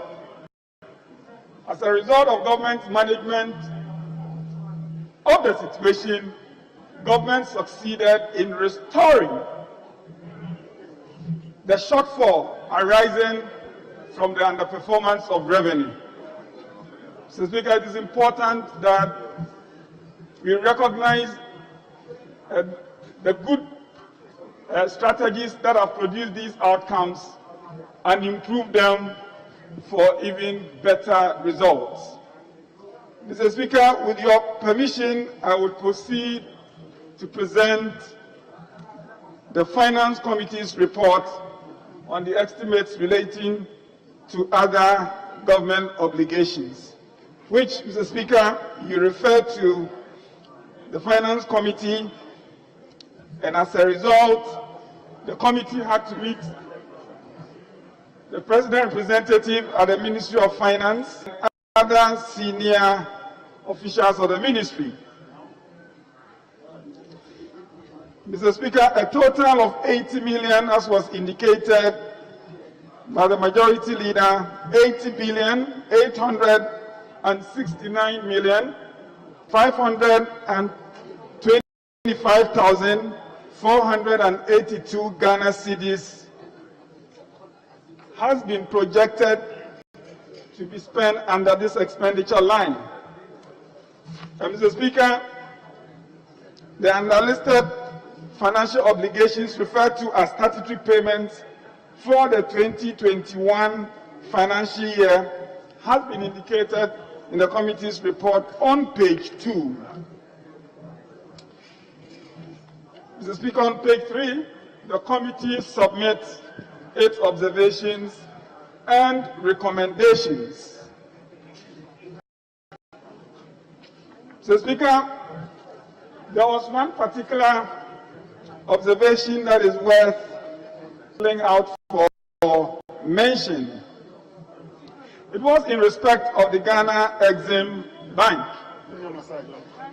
The committee was unanimous in expressing concerns about the expenditure profile of the Ghana Export-Import Bank. Projected expenditure of some 456.5 million Ghana cedis, only 84.5, roughly, had been earmarked for the bank's core mandate, that is, loans to loan applicants in the export sector. Projected costs for non-core activities such as property, plant, and equipment to be acquired, legal and other professional services, public relations and marketing costs, directors' fees and other related costs, staff training and other staff-related costs, etc., have been projected to increase several folds over the previous year's actuals. The committee therefore recommends, Mr. Speaker, that the Ghana Exim Bank's expenditures for non-quantities in 2021 be revised to generate a savings of some 80 million Ghana cedis, which must be added to the funds earmarked for loans to loan applicants. The committee further recommends, Mr. Speaker, that an efficiency audit be done on the operations of Ghana Exim Bank as part of a process to ensure that the bank prioritizes its core mandate. Attached to our report are the assumptions and justifications underlining these other government. Yes, Honorable Ranking Member. Thank you, Mr. Speaker. Mr. Speaker, it is worth noting that the other government obligation is about 62% of the entire appropriations. Mr. Speaker, simply put, since Parliament started considering this estimate, all the work we've done is about 48%, leaving this singular motion about 62%. And that is why, Mr. Speaker, I plead that you indulge us so we can speak extensively on this matter. Mr. Speaker, the other government obligation is such an important function of state performed by the Ministry of Finance. Honorable Ranking Member, kindly hold on. Honorable members, having regards to the state of the business of the House, I direct that the House sits outside the regular sitting hours. You may continue. Mr. Speaker, the other government obligation is an important function performed by the Ministry of Finance as a central government management agency. Mr. Speaker, over the years, this has not changed, and it has become a core function of the ministry. They transfer monies to statutory agencies, pay interest on behalf of government, amortize government loans, and do others. Mr. Speaker, just to start with, I would like to refer the House to the committee's report, page 5, item 3.5, under Ghana Exim Bank. Mr. Speaker, of the amount that government of Ghana intends to transfer for the purpose of the work at the Ghana Exim Bank, the Ghana Exim Bank was supposed to spend an amount of 456.5 million Ghana cedis for their functions. However, of this 456.5 million, the Ghana Exim Bank has decided to use only 84 million of this amount for their core mandate and spending the rest on themselves. Mr. Speaker, we strongly believe that that is not right, because Exim Bank was established for a purpose, and a chunk of the resources should be used for the purpose as they were established.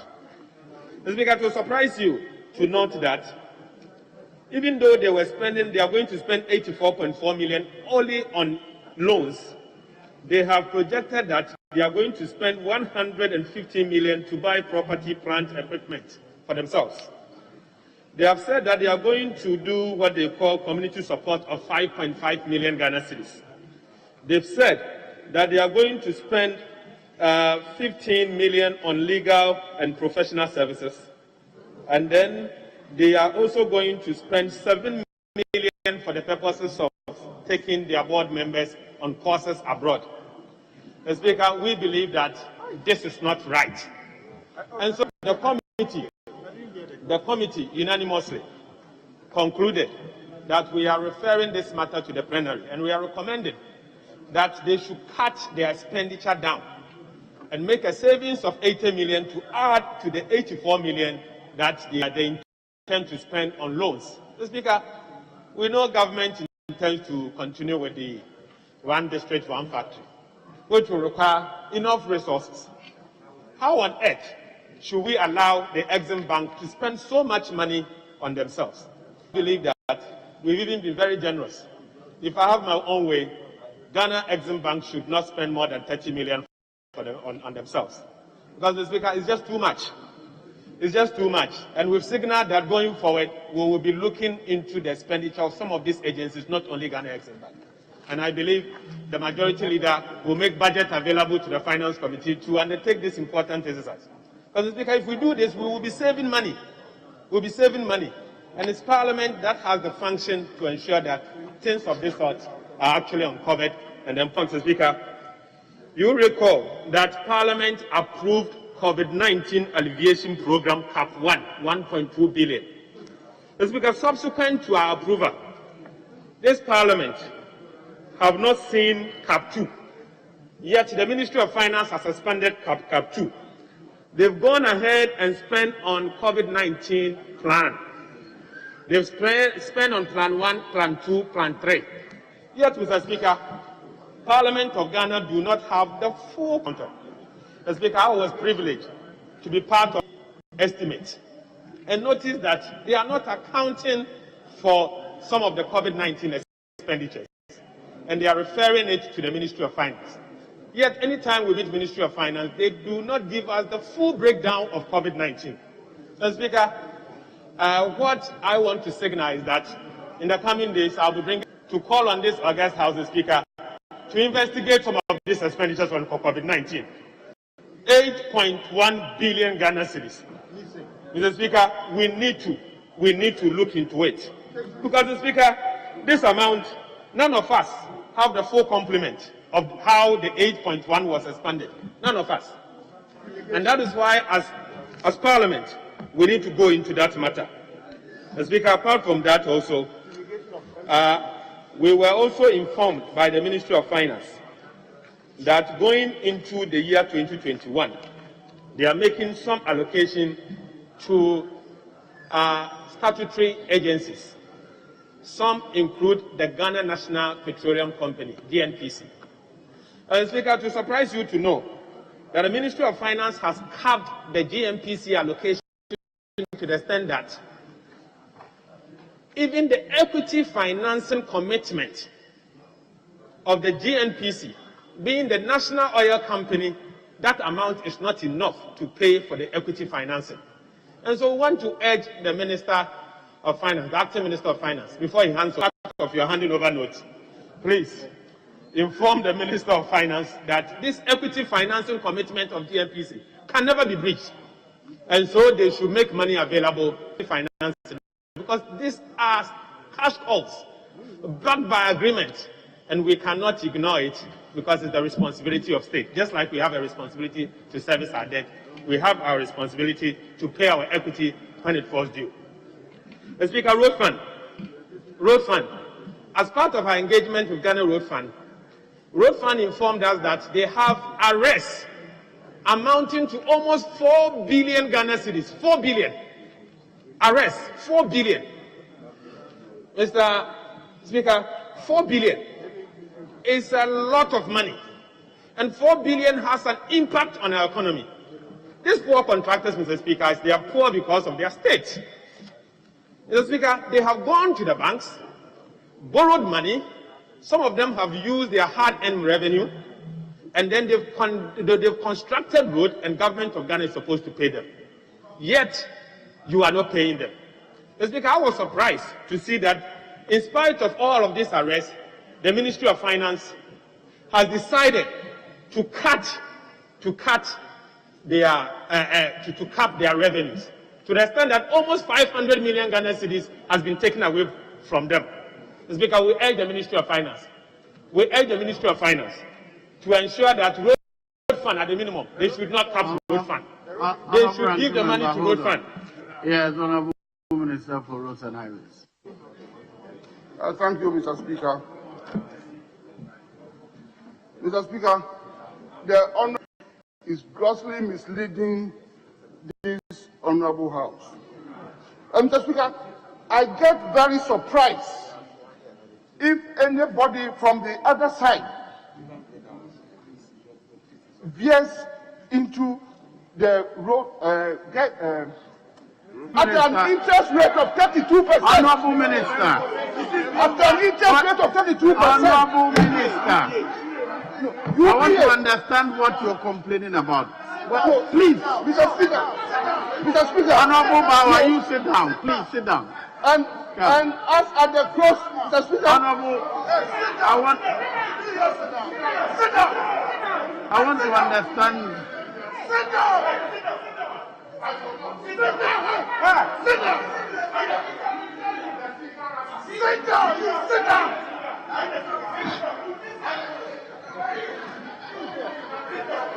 I hope you give me the opportunity again. Order.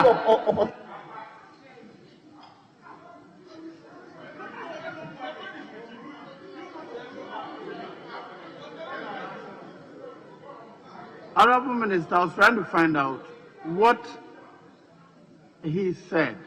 The Honourable Ranking Member said, which he said he was misleading the House. I didn't get it. I want to catch that before the ruling. Thank you, Mr. Speaker. Mr. Speaker, I said he was misleading this Honourable House because, in the first place, he made two statements. He said the outstanding payments as at the close of 2020 was 4 billion. Mr. Speaker, is not true in the first place. Two, he said that we have not been paying contractors out of the road fund. That is, I wanted to point it out to them that it was during their time that they collapsed the road fund. Honourable, the point you made is that he has made a statement of fact which is not true. Right. That is so. And then you're saying that he says you're not paying contractors. And what are you saying to that? Is that true or not? Mr. Speaker, as of the 2020, the outstanding payments was 3.2 billion. It wasn't 4 billion. So it's Very not well. true. Your point is well made. It's not true. But your point is well made. Thank you. Yes, Honourable Member, take note of the corrected statement and proceed. Mr. Speaker, the information was given to us at the committee by the Ghana Road Fund. Mr. Speaker, there were documents to this effect. Sadly, I left the document in my office. I've asked that they bring it to me. I'll try and lay it so that between me and the minister responsible for roads, we will know who is actually saying the truth. Mr. Speaker, papers do not lie. These are documents given to us at the Finance Committee when we had a meeting, and I'll try and get you a copy. The Speaker, up to the point on road funding. The Speaker, my argument is simple. In spite of the arrest, borrowing the words of the minister, that the road fund owes 3.2 billion Ghana cedis. Your words, 3.2 billion Ghana cedis. We all know what 3.2 billion Ghana cedis can do to the economy. In arrest, Speaker, I would have thought that the minister responsible for roads would have worked with the Ministry of Finance to ensure that they will find a lasting solution to this arresting situation. Speaker, again, I heard him when he spoke that the previous administration went and borrowed 1.2 billion. Speaker, I beg to say that when he became the minister for roads, he has since he has gone to Ghana Commercial Bank, GCB, and Fidelity Bank to extend additional loan, 800 million Ghana cedis. Mr. Speaker, 800 million Ghana cedis. Additional. Mr. Speaker, I thought when he had the opportunity, he would have used to say that that is not happening. Mr. Speaker, we should compare like with like. But my argument is not to criticize him, but to speak for him, that the system needs additional injection. We need revenue, money. Road fund needs money, and that is why, Mr. Speaker, I would have thought that he would have fought against the capping of road fund arrest. Instead of you doing that, Mr. Speaker, you are concentrating your efforts, Mr. Speaker. That is not the way to go.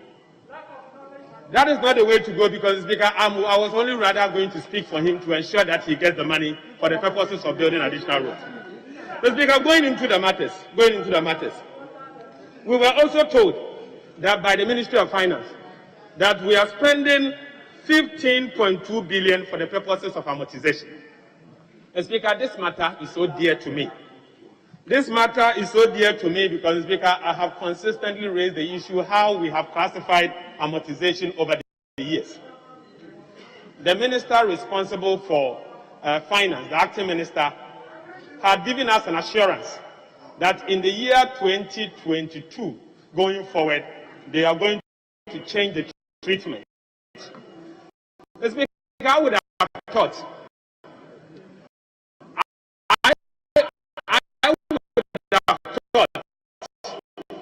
that starting from this year, starting 2021, that unconventional and unacceptable treatment of America, sadly, as part of the assumptions that they gave to us, an amount of billion Ghana cedis has been programmed for amortization under energy sector payments. Mr. Speaker, for the records, that cannot be treated as amortization. It is an expenditure. So all what you are seeking to do is to reduce your expenditure and create impressions that you are doing something. Mr. Speaker, anyone who claims he's amortizing or paying a debt, yet what he's paying adds to the public debt, who does that? Who does that? You should show me one country in the world who does amortizing and yet the public debt increases. 6.6 billion. Mr. Speaker, this is unconventional and we should stop treating our fiscal like this. Mr. Speaker, as my colleague rightly said, this distorts our fiscal framework and we should not be allowed. So I will urge our Minister of Finance to stop this unconventional way of reporting our fiscal, because, Mr. Speaker, we become a laughing stock in the global arena.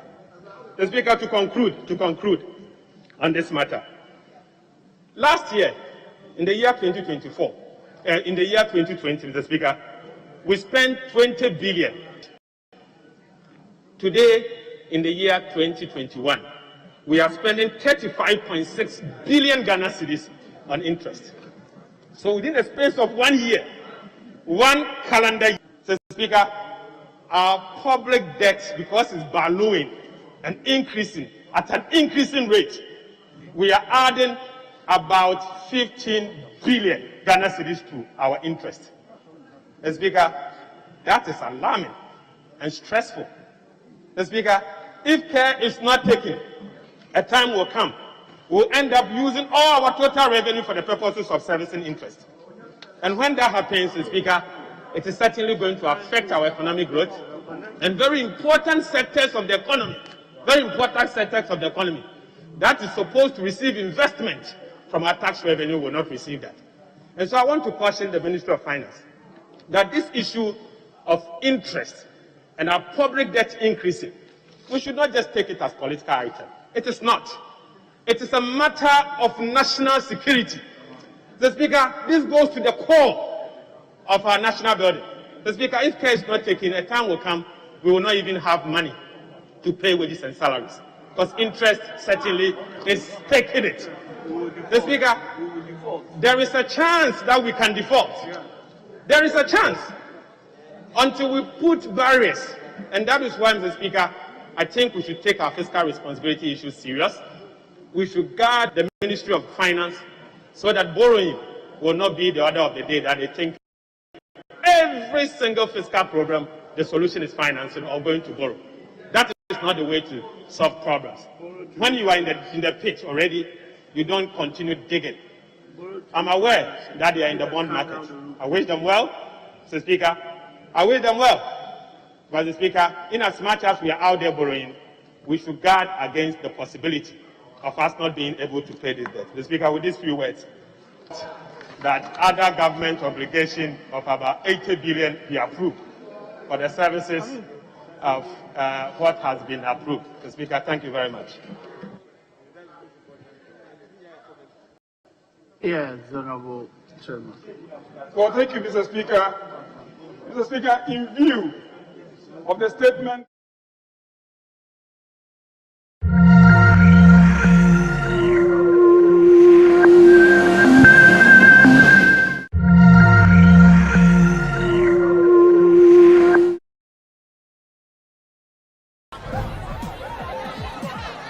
powers and principalities.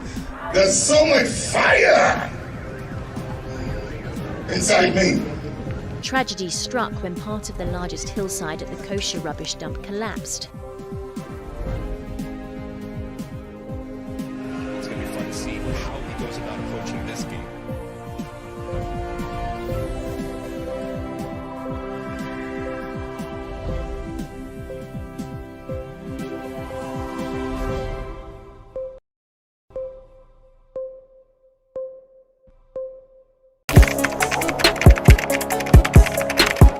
We table issues relating to the arts and entertainment for a riveting discussion, of course, without fear nor favor. The question the presenter asked them was a dumb question. You need to speak the part and move. Varied views. We agree to disagree. So I would disagree with everything you said. I think that he's a smart guy. I think what he did. No, but I also said he's a smart guy. Yeah. I guess that I'm waiting for the what next. Yeah, I don't think that we have to wait for what next. It sometimes gets confrontational, but that's the beauty of the game. Today you are denying funny face. It's not my brother. Today you are denying funny face. I don't know him. You don't know funny face. It's not my brother. You don't know funny face. It's a package. We meet, we sit, we dialogue, we learn, we progress. My name is Benefo Huabin Abrantepa, a proud blogger, and this is my forum.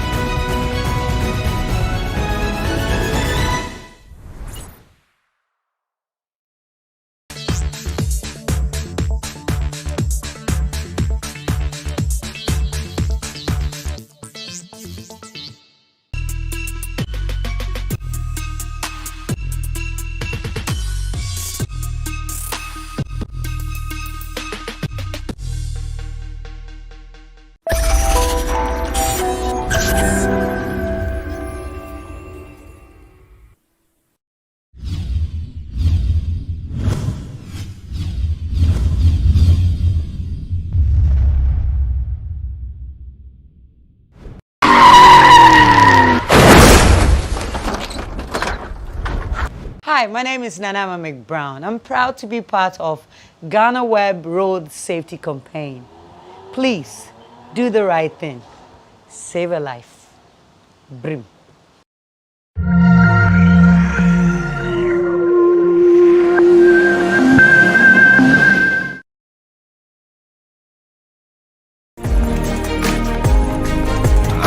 Like guys with kids who start dating women, the women I've noticed always come in as a competition. And he's meant to come and take me out, and he said he has to now take the child. And then I'm a guy, I see a woman who have kids, and I'm like, I don't make her say I will father all these kids. So maybe I just find somewhere and go. You know what I mean? Or when you come play games with them, and and after 6 months you're like, tire safe. Game. I'd really want to have my child around you, but unfortunately, I don't want no drama. I think the kids were doing something wrong, or something had happened or something, and there was a disciplinary, basically. And I was like, ooh, don't you come into my house and discipline the kids,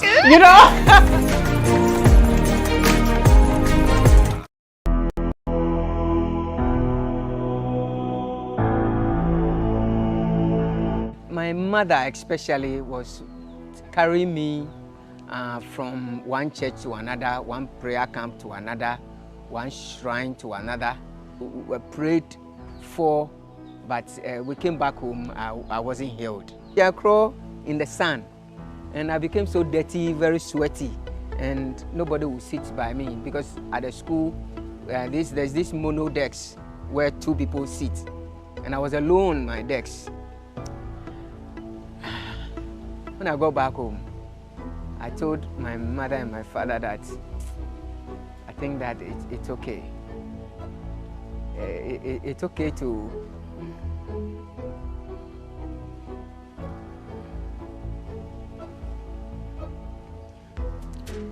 I told them, why am I going through all these challenges?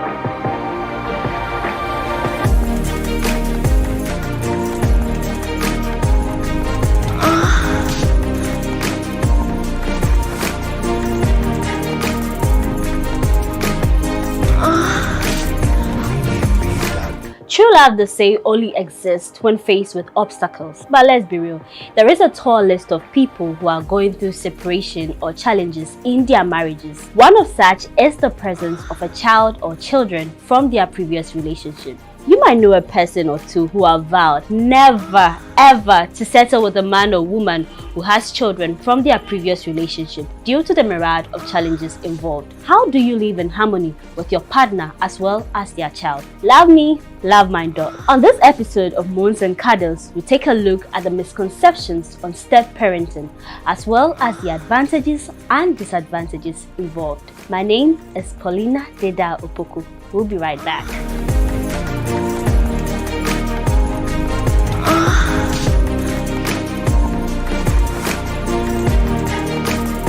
Welcome back to Moans and Cuddles here on GhanaWeb TV. So today's episode we are discussing step parenting.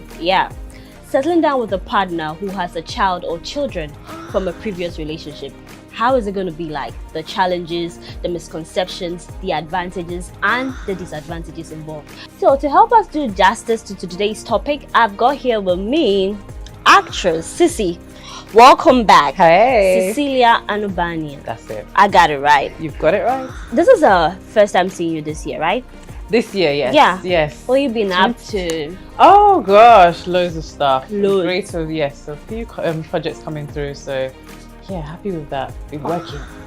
Thanks for joining us. So we got a new face here. So we've been joined by this fine gentleman. His name is Jeffrey Abraham. Yeah, he's a nutritionist, a masseur, and a personal trainer. Welcome, Jeffrey. Thank you. We're going to have fun tonight, I must tell you. Moving straight forward, Sissy, I want to ask you this. What are the challenges involved? Let's start with the challenges involved with a woman or a man who has children and is, trying to get into a new relationship? Okay, so firstly, I would say for women, I mean, speaking on experience on my part of it, women are very, in terms of getting into a new relationship, we need to be very careful. What you don't want happening is a stream of men coming through, because you date one man for 1 year, it doesn't work. Then you date another one for another year, it doesn't work. So that's what you need to be really careful of, is the stream of men coming through. Also, one thing is, being careful. The introduction is very a dicey situation, I would always say. And I also advise myself and other women that when you're going into these kind of relationships, don't introduce your children straight away. Not straight away. You have to see where the relationship is going first. Major challenge, because I've met so many women where they introduce, it's amazing, because relationships are always amazing, like the first month, 2 months, 3 months, oh, beautiful, everything's going fine. And then you think, oh, let me introduce them to my child or whatever.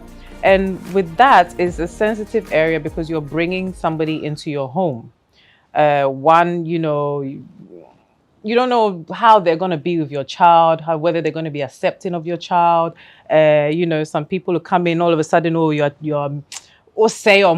too soft with the children. So Sisi, on that, when is the right time to introduce them? In my experience, I kind of say, whenever you meet me, you're always going to meet my kids because I'm always with them, unfortunately. No, I'm always with them, but it's not like you meet them as in like straight. I won't introduce you straight away as my partner or anybody that, they just know, oh, mommy's friend. Okay. So I think that is better. See where it's going first. Let them know them as, oh, mommy's friend, for a while. They don't need to see any kissing, hugging, any type of handshakes, no hand holding. So you should know how to act around your children. Exactly. Right. So not to confuse them, because as relationships are very dicey, you meet somebody 1 minute he's lovely, the next minute you know how men are. So on the back of that, Jeff, I want to ask you. Okay. You know how men are. How are we? Oh. Why do you just generalize everything? We're not generalizing. No, she just generalized it right now. She did. We are. I feel attacked. Like, seriously, I feel attacked. You will be attacked. Yeah. Sisi, you're not going to attack him tonight. But then, Jeff, what are some of the challenges? As a man, when you meet a woman who already has a child or children from a previous relationship, are you going to take it easy? How are you going to balance it in? Well, she said something about introduction and obviously character. Basically, because she needs, obviously, you need to know who you are dealing with, the person's background. More like go CIA or FBI on the person. Obviously, try and figure out who you are with. And then with time, you'll get to know them properly. And when you get to know them, you're going to know whether they will be good for your children. So yeah, you should obviously take your time in trying to introduce them immediately. But both ways. With the woman bit, well, some women are very, they like to take their time, obviously. They like to ease into things. So yeah, that's when what you said obviously plays over. But some men are like, oh, Charlie, I be kids, yeah, they can warm up to anybody. Because you guys are just looking for a babysitter, relax. Really. Oh, chill. So you have to defend the men because we're going to direct all our questions to you. Okay, go on. Men out there, well, I'm going to try my best to defend you. Please do. Yeah. But Jeff, what's your preference? Would you want to settle or marry a woman who already has kids? Are you in for that? Would I go with an experienced person or would I go with someone who has no experience? Which is better? One with experience, one without experience? Yeah. Well, it takes the joy away from me having my own experience with someone who has no experience. So basically, we can have experience together. So I'll go for the one who obviously has no kids, and I'll start off and obviously get my own experience with that person. So now to another thing. A lot of people do shy away from women or men who already have children. A lot of people have their own reasons. We are not here to judge. Yeah. But then we've been with people, we've heard stories. Sisi, why do you think that some people shy away? Do you know what? Even before I was in the situation, I must say that I was like, I don't want a guy with any kids. I don't, I was that person.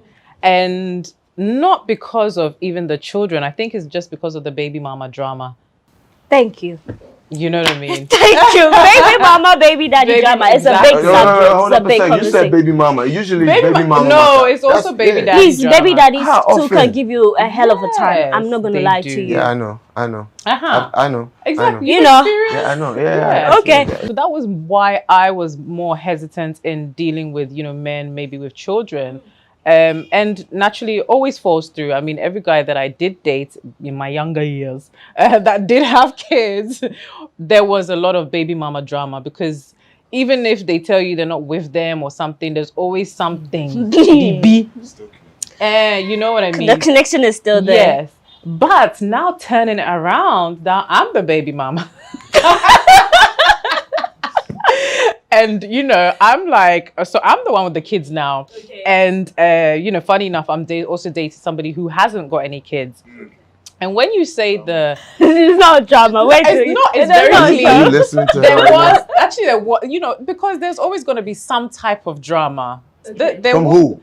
There is. It's either baby mama drama. From where? Oh, also baby daddy drama. There's always some type of drama. It's because it's very territorial in terms of, he's moving into my family or, that kind of thing. So it's very territorial and it's a dicey situation and women always have to, that's why I say you have to be very careful how you're dealing with it because it could be very messy. Very messy. And the children will get stuck in the middle because now you have somebody, and that's why I say you have to be careful in terms of the introduction, because now you have someone who's trying to come in to not necessarily play daddy, but is a second dad but then you also have to be like, listen, you have your dad who's always going to be your dad, but this is also somebody who you can refer to or, talk to in that way. So there's always going to be some, thing. And your comment about experience, I mean, you can have an experience that first time because having a child is different every time. So if she has children and she's now going to have a child with you, it's going to be different. It's going to be a first time experience with you. No, but it's still not going to be the same. Her children are going to be around. I'm talking about neutral ground. You don't have a child, I don't have a child, and we all come together and we just make babies. Yeah, that's very of you. See, that brings me to this. It kind of looks like the society has created all this misconception. Yeah. Because, especially in the case of women, born one, it's on your neck. It's on your neck. So I think that is why people do shy away. Yeah. Because I'm just thinking, she had it in cases where it wasn't, the baby's not from a marriage. Yeah. Maybe it was due to a thing. I got pregnant. I said, I want to keep it. Yeah. That is a woman being responsible and saying that, I'm not going to terminate it like most people do. Yeah. Excuse me, but that's what it is. Because they were like, maybe they're going to judge me. I have a kid. And then getting a man to settle down with is going to be a problem. So you made mention about your preferences that you would prefer to start at fresh. Mm-hmm. Why is it that men or you shy away from someone who's got a baby? Sincerely. Let's take, for instance, a man who's not financially stable whatsoever and he finds himself with a woman who has a child. What has he got to, what is he bringing on the table? Right. And probably the woman too obviously has like maybe, not just a child, two. Okay. And then she has to take care of them. You know how women are when they are they are like single mothers. They literally they are like 24/7 trying to find something for that child. And this guy, if you're not okay, what are you bringing to the table? Right. Yeah, so that's how some of us think, and then we shy away from these things. So we go like, aside the sex, what else am I giving you? Right. Well, if I'm giving you the sex and I'm not obviously giving you any ideas for us to try and see if we can build something, then what's there? There's nothing there anymore. Jeff, what have you heard about women who have kids? What are some of the things you heard about them? Well, I'm a guy, I see a woman who have kids and I'm like, Charlie, I don't make ready say I will father all these kids. So maybe I just find somewhere and go, you know what I mean? Or myself, I don't really like kids like that. So make I just I'm serious. Right.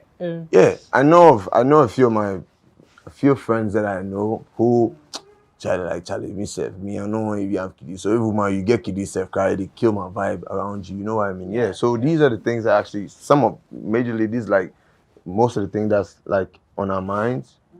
Yeah. And if we should even go in for that, it's probably because she probably has connects or she has something to give.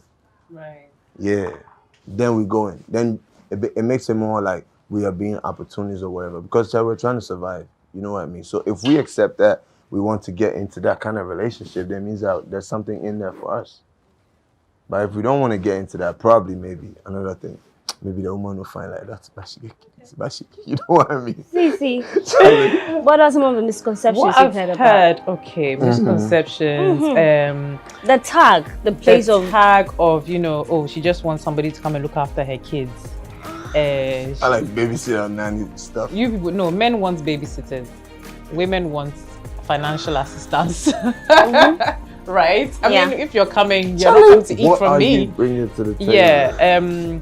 That's one of the main things. Also, misconceptions is the whole blended type, baby daddy, baby mama, all of these kind of things that are in the mix.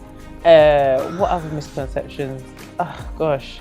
You know, when we have heard that, oh, if you have a kid, especially when you're not married, then it means like, oh, you were sleeping around and finally, so maybe he doesn't have a dad. It's the tag on you. Like, okay, she has a child though. But do you know the circumstance that led to that? Right. Because there are a lot of people who are aborting day in, day out.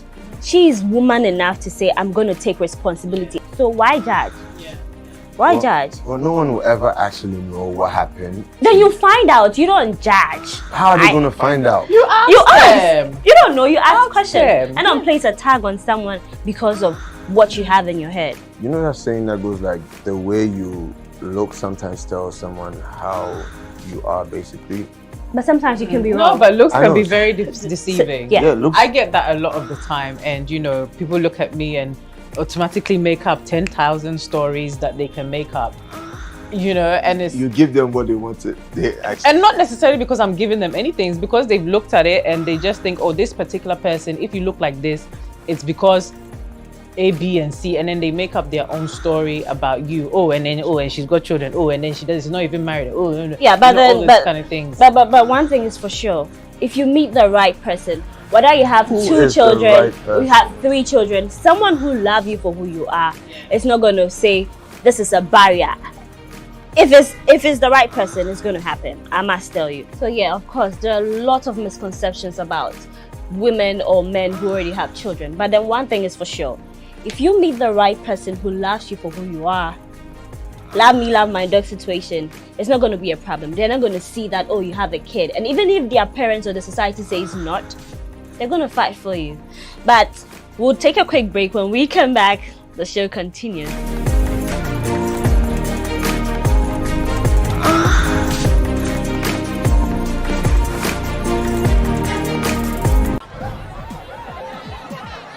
Powers and principalities. There's so much fire inside me. Tragedy struck when part of the largest hillside at the kosher rubbish dump collapsed. It's going to be fun to see how he goes about approaching this game.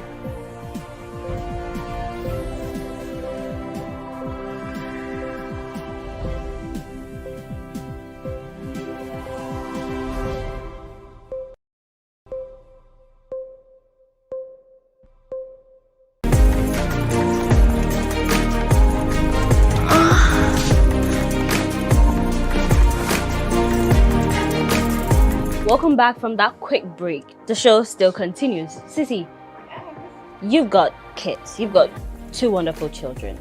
I must say, what are the importance or what are the advantages you've seen? Now you have kids, you know all that ins and outs. Being with a man, what are the advantages of having kids? Yeah. Because everybody's talking bad about it. There must be an advantage. No! Sissy, there must be an advantage. Oh, the advantages? Because everybody's talking bad. The advantages, I mean, you know, it's they're my, as I say, I'm always with them. They're my soldiers. I you know what I mean. They're my Charlie, I wouldn't go back. That's what I say. I wouldn't go back on it. And you would ask a lot of women, would you change it? No, I wouldn't change it. Any man that is coming in is gonna have to find a way or a place to sit. You know, knowing that they come first, knowing that I can still, the same way if you you know, if it was the original husband or whatever, the same way I was loving that person, I can still love you and love them. It's not a competition.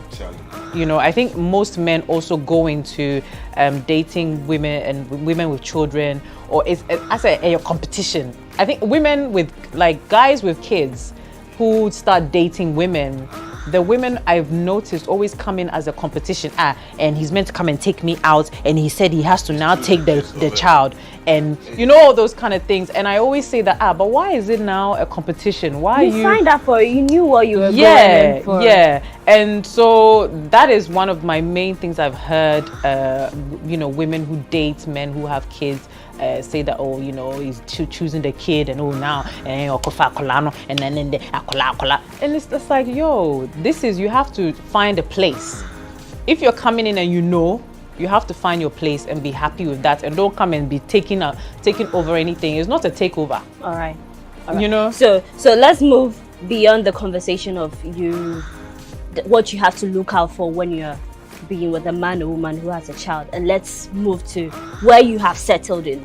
How do you discipline the children? Because it has created a lot of problems. You might not do it right, and then you not enjoy your marriage because the man is gonna like, you don't love my kids, you should treat them right. Well, I have her talk to her children. But first of all, who is living with who? It doesn't matter. It matters. So when it's my house, my kids will obey my rules and regulations. Okay. You know what I mean? Yeah, because obviously I'll train my kids. I'll train them really well, teach them the right things. Yeah. So in this case, they will not mess up. When I tell you, this is your auntie, be nice. I don't even say be nice to your auntie. My kids are obviously gonna be lovely kids. So when they see someone, a stranger, go hi, you know, that type of thing. And they'll go into their rooms, yeah. So your house, your rules. My house, my rules, baby. My house, my rules.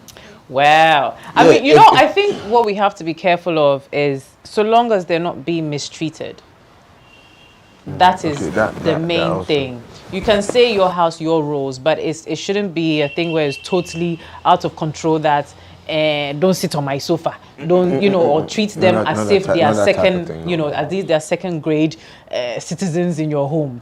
You know what I mean? So long as you're treating them with love and care. And I have this thing, I have this experience where in the beginning I'm mother bear, I am mommy bear. Right, I'm a big mommy bear. Obviously. I'm very protective. Obviously. Okay. And, you know, and I remember the relationship or whatever that I was in, I think the kids were doing something wrong, or something had happened or something, and there was a disciplinary, basically. And I was like, ooh, don't you come into my house and discipline the kids, you know? Mama bear. Has to discipline them.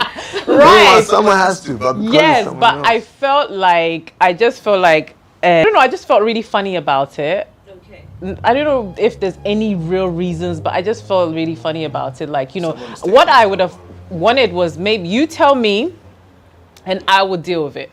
Sissy, that is just a bit dicey. Now you're a full-time mama bear. I agree. I totally agree. Because it's a big deal. You don't want your partner to feel like you don't like the kids. Yeah. Well, the right thing must be done. But sometimes with this one, I just felt that it was too early. It was too early. Yeah. So, and that's when I say to women that. Yeah, why? Do you disagree? Like, that's why I say to women that they need to. Was it like 2 weeks? It wasn't 2 weeks. Was it was like 1 year? Maybe, like maybe 1 year. Hey, people run into other people and 1 week they get married and then they live for like 15 years. You know what I mean? Okay. Yeah.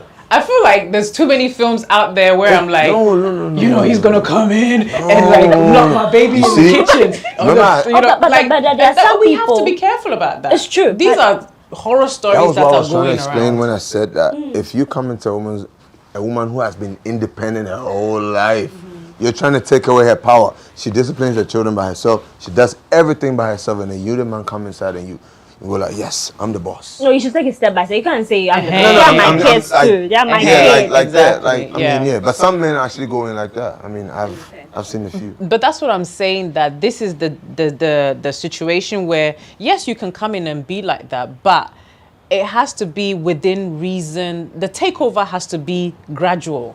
Sometimes you know what I mean? Reason, because the stories out there, and women, we have to be so careful, and we have to protect our children. I have to really campaign for this, that women protect your children, because I have heard many stories where, you know, a man comes in, especially maybe our daughters, you know, they are very vulnerable. And I'm very passionate about this, where I never actually leave my partner with my children or my daughter, you know, alone for at least for a while. You need to watch. They need to also build you're forgetting that you're building a relationship with this person, and they also need to build a relationship with your child. So don't leave your children too early with the male, because, you know, daughters are vulnerable.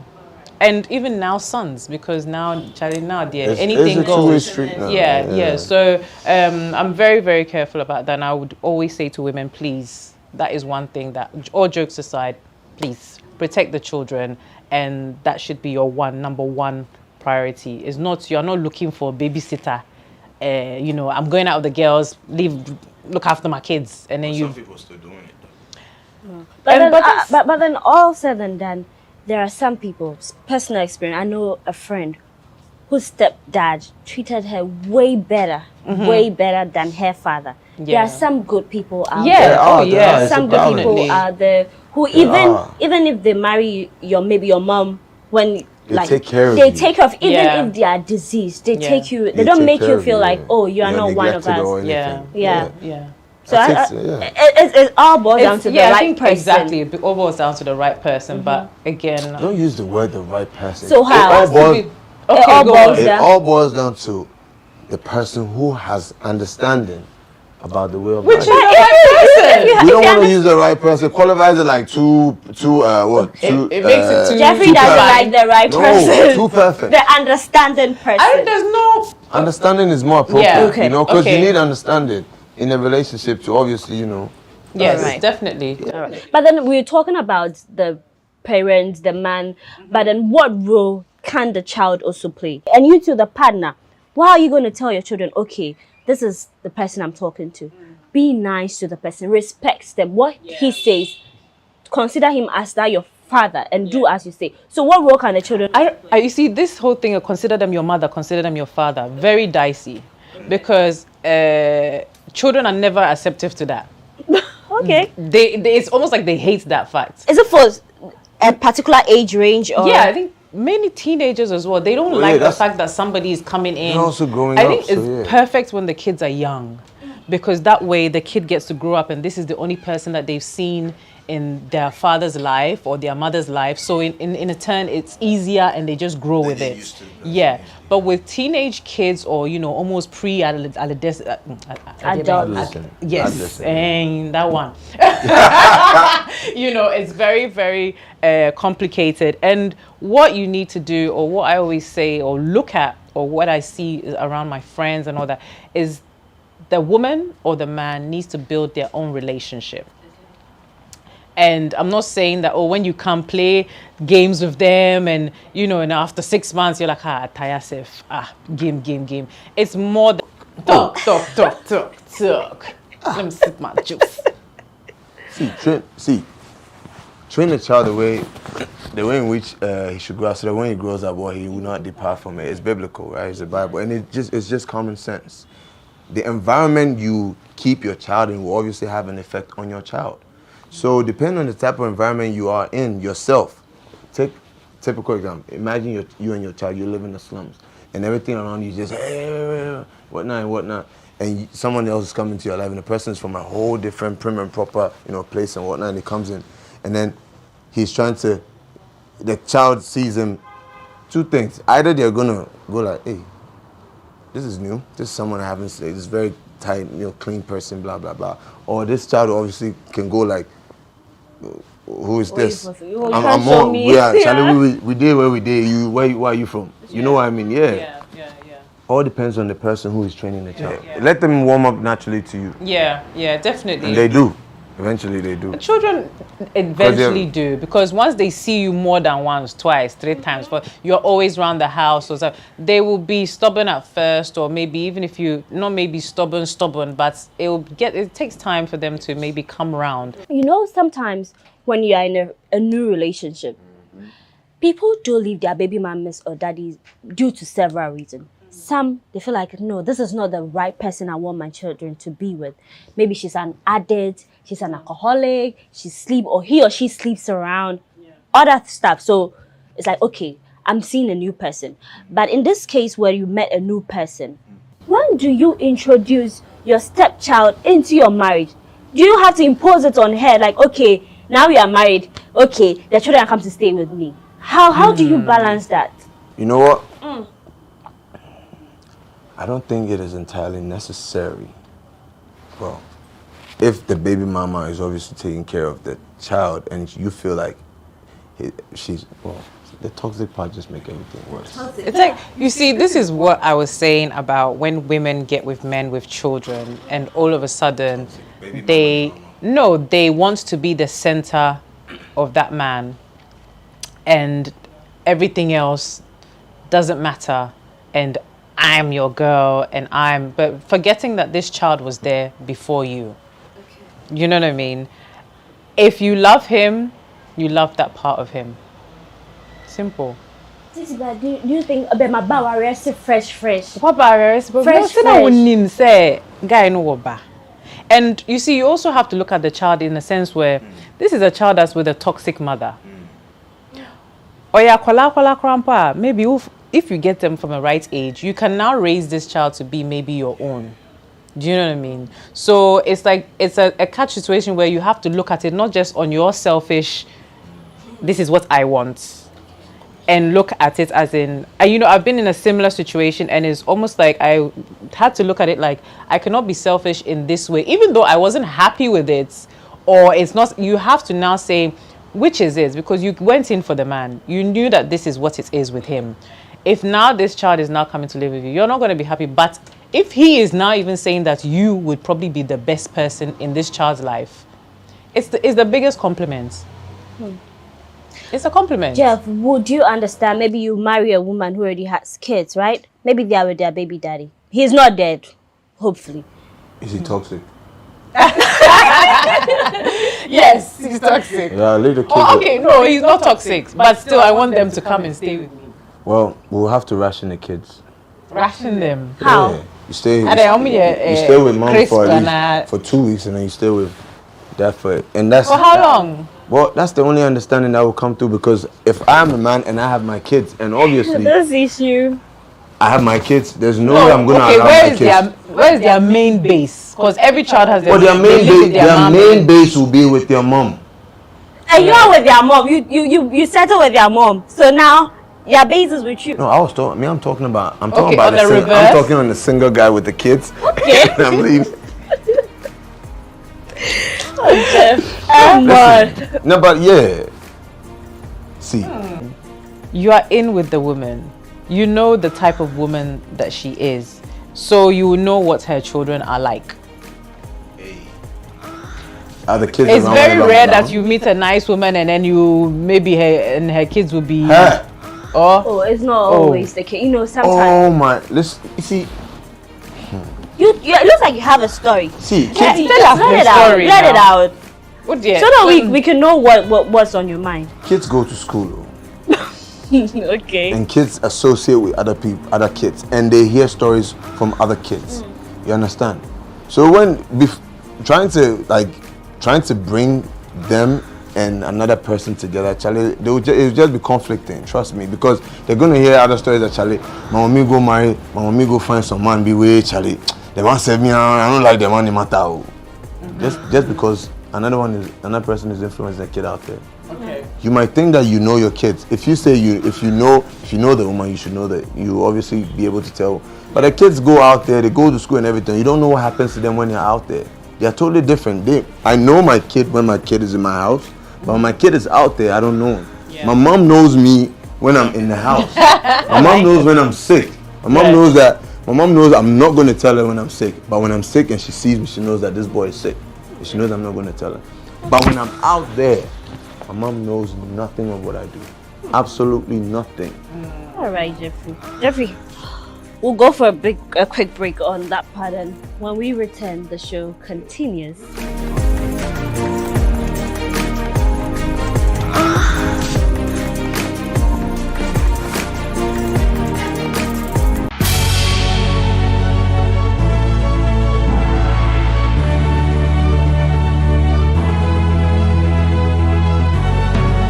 From the dawn of time, people have engaged in several businesses.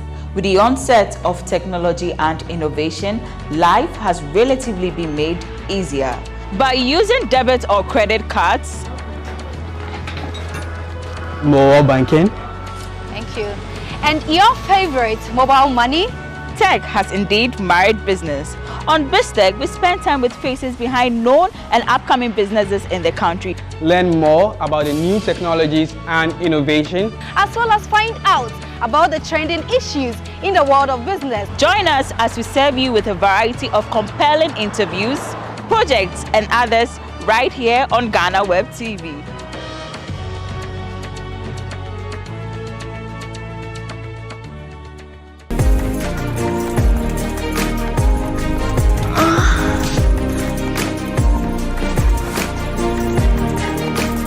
You're still watching Moons and Cuddles here on GhanaWeb TV. Now I want to give a shout out to my glam team. Special thanks to Exquisite Touch by Ru. You can follow her on Instagram at exquisite_touch by Ru. Yeah, she could glam you up any day, anytime. So I'm gonna have this one for you, Jeff. Why am I feeling uncomfortable? No, you don't have to be. Okay. You don't have to be. All right. So if you are in a relationship with a woman, right, who insists that I don't want the baby mama drama, you might say you're going to see your child, before you know it, you are riding on something. I want you to bring the child, come stay with me. Let me be the mother. Let me take care of her or him. How are you going to handle such a situation? 1 minute silence.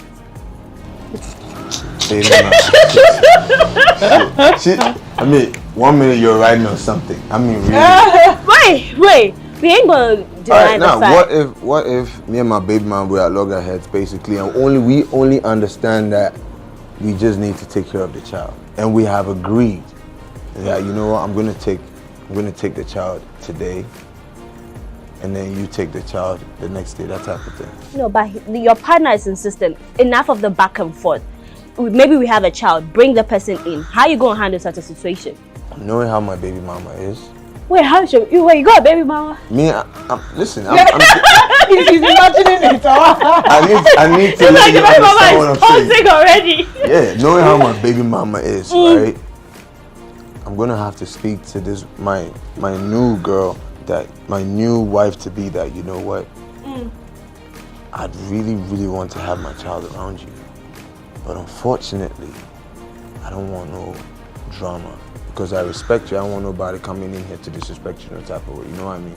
So you just need to understand that this is how it's gonna be, but not for long. I mean, at least for some time, until the child reaches a certain age where I can reason with my child and let him understand that, okay, this is a person that I am with, and I'll explain to him or her how me and the mom obviously split up and why the situation is the way it is right now. So at least they'll be understanding. My child will obviously understand that, okay, so this is why this and that. And then you put 2 and 2 together, and obviously my kids are going to be reasonable. Then they will know, oh yes, yes. Then he or she will know that, okay, this is the right thing to do. Prior to this conversation, I spoke to a friend who said that they had to take the surname of their stepdad when their mom moved in with a new person. There are so many things that people do because they're like, last, I don't want a man after taking care of you. Maybe I met you when you were young. I took care of you. Now they know when now your biological father wants to come and claim ownership. How do you do it? Is it too much your accent, or you should just let sleeping dogs lie? Changing their surname and all that. But he was good to them at the end. This is new. Changing surname, really? Because I don't want to be like, we had children now. We have one with different surname. So it kind of looks like, oh, there's no separation. The whole big family thing. The only way I can probably say we can go around that maybe I would allow, regardless of how I broke up with my partner, I don't think I would let my new partner do that unless he wants to maybe adopt the children. But then obviously you can't do that if the main father is alive, right? I don't think that is possible. Can you? I need to speak to our lawyers. You can do that. You can do that. Yeah, I think it's a big ask. But it would be that you would obviously dedicate your whole responsibility going like, okay, I'm literally leaving my kids to you for you to take care of them. Yeah, I mean, I think it's a bit funny. It comes to, I mean, it boils down to a lot of reasons why you would obviously do like if the original dad is a deadbeat and, you know, he's not really doing anything and you are literally cutting him out of the children's lives, then it might be easy. But if the guy is still around and he's also participating in the children's lives, and just because you are getting married, your children have to now change their name, it's an ask. It's too much. Yeah. You would change it? No. Jeff, you go and change. If you finally settle with a woman who already has kids and then you are bringing up, now your money, your time, everything is involved. Would you say that, okay, it's a whole big family thing, so let's have the change of name? No, it's not. It's not significant. It's not important. Yeah, it's not necessary. Everyone is fine. Everyone is living. I mean, you don't need to. And the probably, you know, if the children live with you, you are probably seeing them more times than their father anyway. Yeah, that friend was telling me that her mama married the new man, so it was like now their dad is late and then she remarried, so. It's not like a boyfriend, girlfriend kind of thing. It's a real big deal. That's how come the change of name thing came.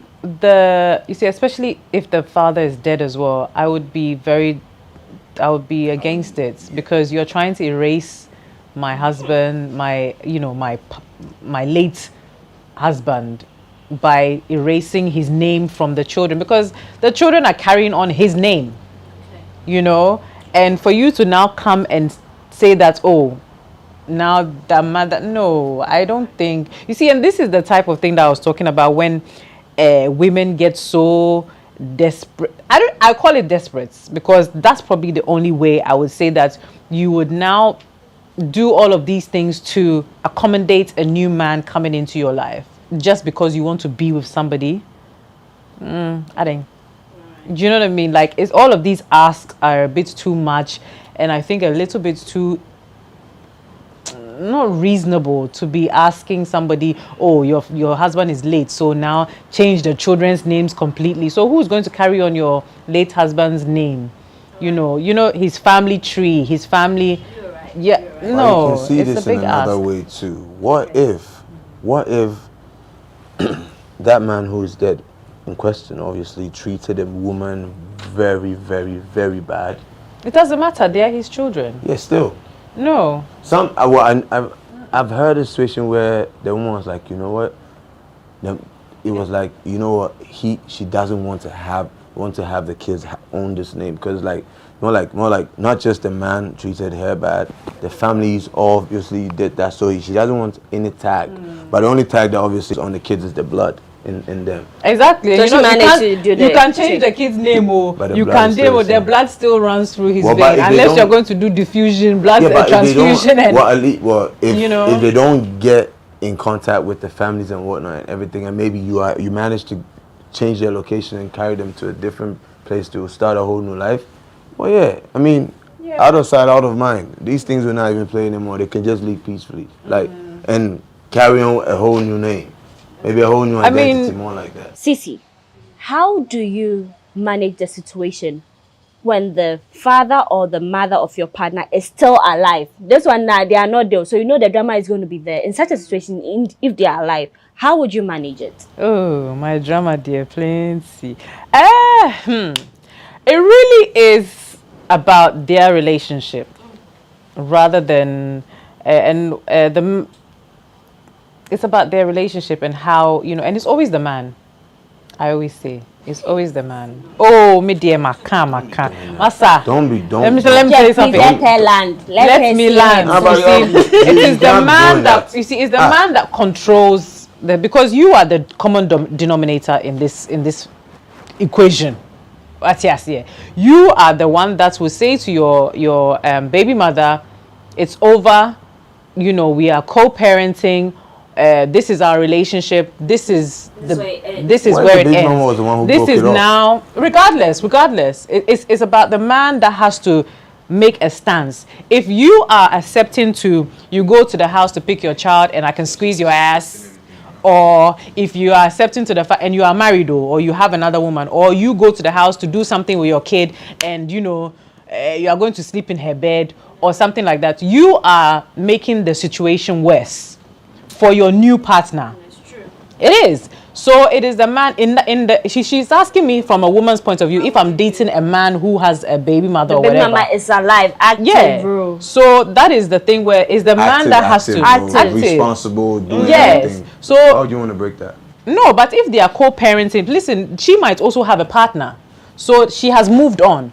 But all we are doing is looking after our children. So now they understand themselves, we understand ourselves, and we can co-parent and everything is fine. You've not met a baby mama or daddy who doesn't understand that you are still, they still want to claim you. So even in your relationship, they're going to come around and be and that is a vice versa. The woman has to, if it's the woman, she has to be like, listen, we are no longer together. I am with my new partner. You have to respect this. We are co-parenting. Otherwise, I will cut you off, or you will not see your children. So the person who is the common denominator has to be able to stand. If the man is going to come to you and all of a sudden you are with somebody else, but he's coming to you and you are kissing and you are hugging and you are this and you are that, you are feeding him.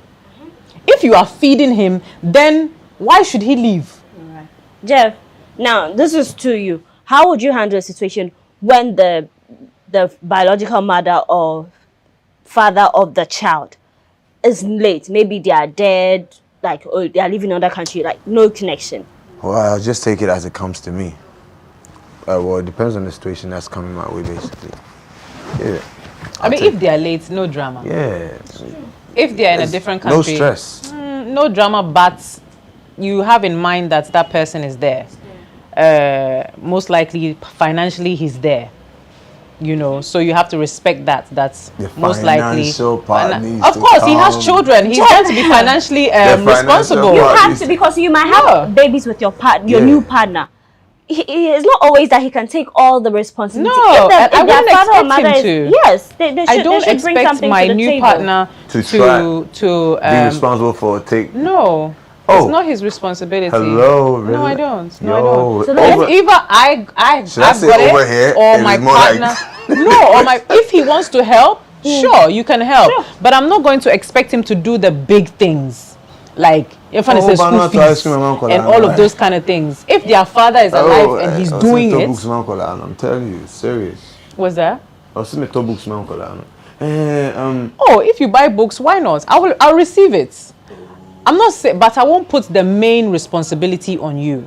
Okay. See, it's you. Because it's most likely that we are living in your house, or as you know, or whatever. So if we've moved in, we are living in your house. So expenses, electricity, water, deben, all of those things are on you anyway, because it's your house. You're paying, or are on us. It's our house. So those kind of things is fine. But the big responsibilities, where a father who is also wanting to take responsibilities for his children, I will allow that. If you're going to help in any way, fine. It's a big help to me. But you see how easy you're saying it? It's very easy. I would never. But how many successful single mothers do we have in this country? I'm just using our country. We have a lot. Yeah, we do, but then how many? How can we do that? Like, you know, but yeah. Even if you're not successful, I'm not saying that you have to be successful or you're not successful. So long as she's working, she's been looking after her child before you came. Before a woman, or before how do you call it? A woman will go in for a man who obviously has kids. Yeah, it means that that person obviously is very, very successful. Before a woman will go in with a guy with kids, the man has to be successful. Yeah, but half of the time the guy is successful already, so it's a lot easier on the woman, or the other way. But when women go into these relationships, yes. If I'm going in a relationship where the guy is the one that has the kids, I'm not now going to come and look after financially your children. I'll be there, I'll cook, or I'll clean, or I'm here, or you assist the man in helping you. We are assisting you. Yes, we are assisting you. I'm not coming to now help you financially. Please. But let me just throw in this dicey one. Should you be friends with your partner's baby mommy or daddy? I was sitting down with a girl whose boyfriend has impregnated another girl, and relax, and the girl was taking care of the boyfriend's baby mama, like the baby. She goes there and then takes care of the kids. And ask the guy, "Are you buying this thing for the kids?" And I was telling her, I'm like, you know what you're doing? Do you know what you're doing? You're actually handing your relationship over to another woman like this on a silver platter. It's like this easy. Because you're like, oh, media, my man there, he's cool, and I'm looking at him like, are you aware what you're doing is very dumb? No. I would say, okay, Sissy, would you be instance, I don't know. That's a bit dicey. That's a bit dicey. Yeah, because it's like this. The guy impregnates another girl, and then the girl has a big heart too. On her watch. On her watch, and you're sitting there. She's putting up with rubbish. That's rubbish. Hey. That's what I told her. I'm like, yo. And then recently I met her. I was like, what's up? She said, oh, Abid, right now there's in the past. I'm like, I told you. Right now it's in the past. And in normal life. That's crazy. Yeah, I don't see myself do that. No. It's like the girl is so young and she doesn't really know how to take it. I'm like, hey, wake up. Wake up. I think it's very possible to be cordial with them. From a mature level. First of all, from a mature level. Let's talk about at least people are normal people. We are not talking about this toxic people. These toxic human beings walking around. This is toxic human beings. We are talking normal human beings. I think you can keep a respectful, cordial.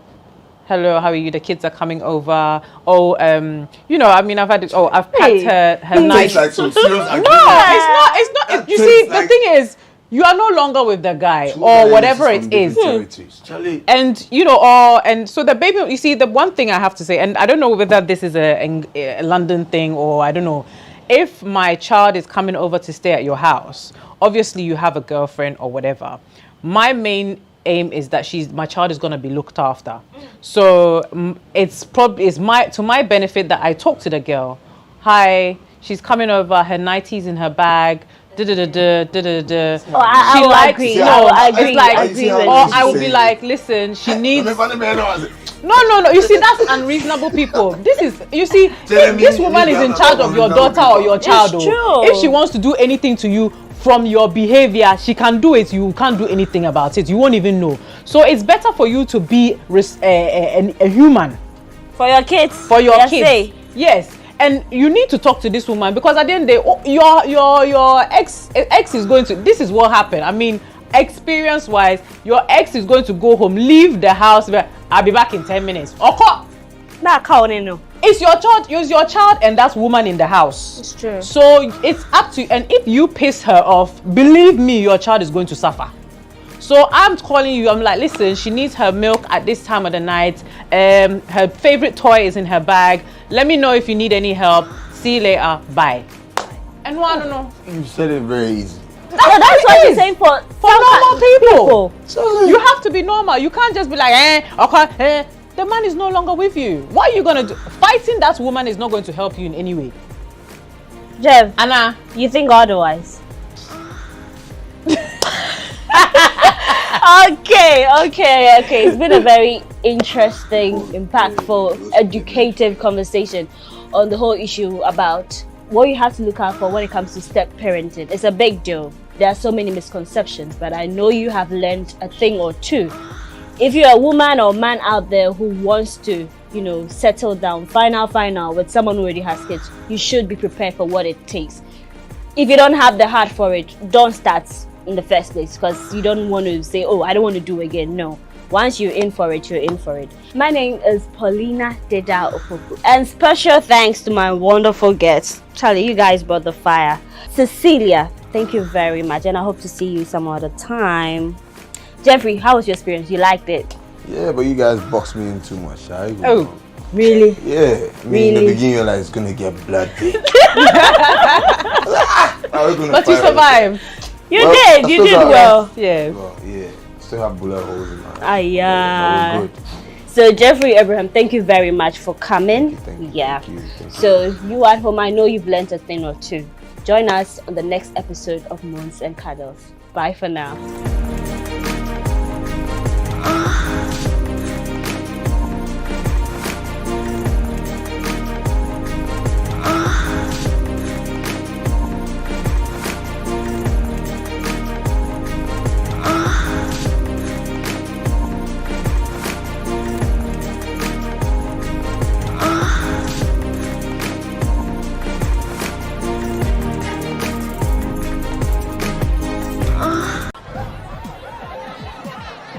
Powers and principalities.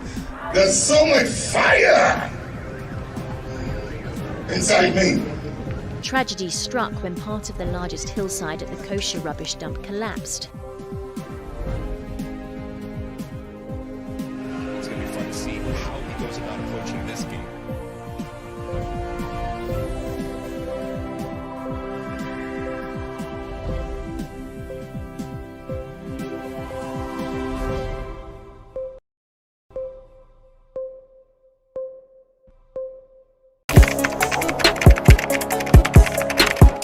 We table issues relating to the arts and entertainment for a riveting discussion, of course, without fear nor favor. The question the presenter asked them was a dumb question. You need to speak the fact and move.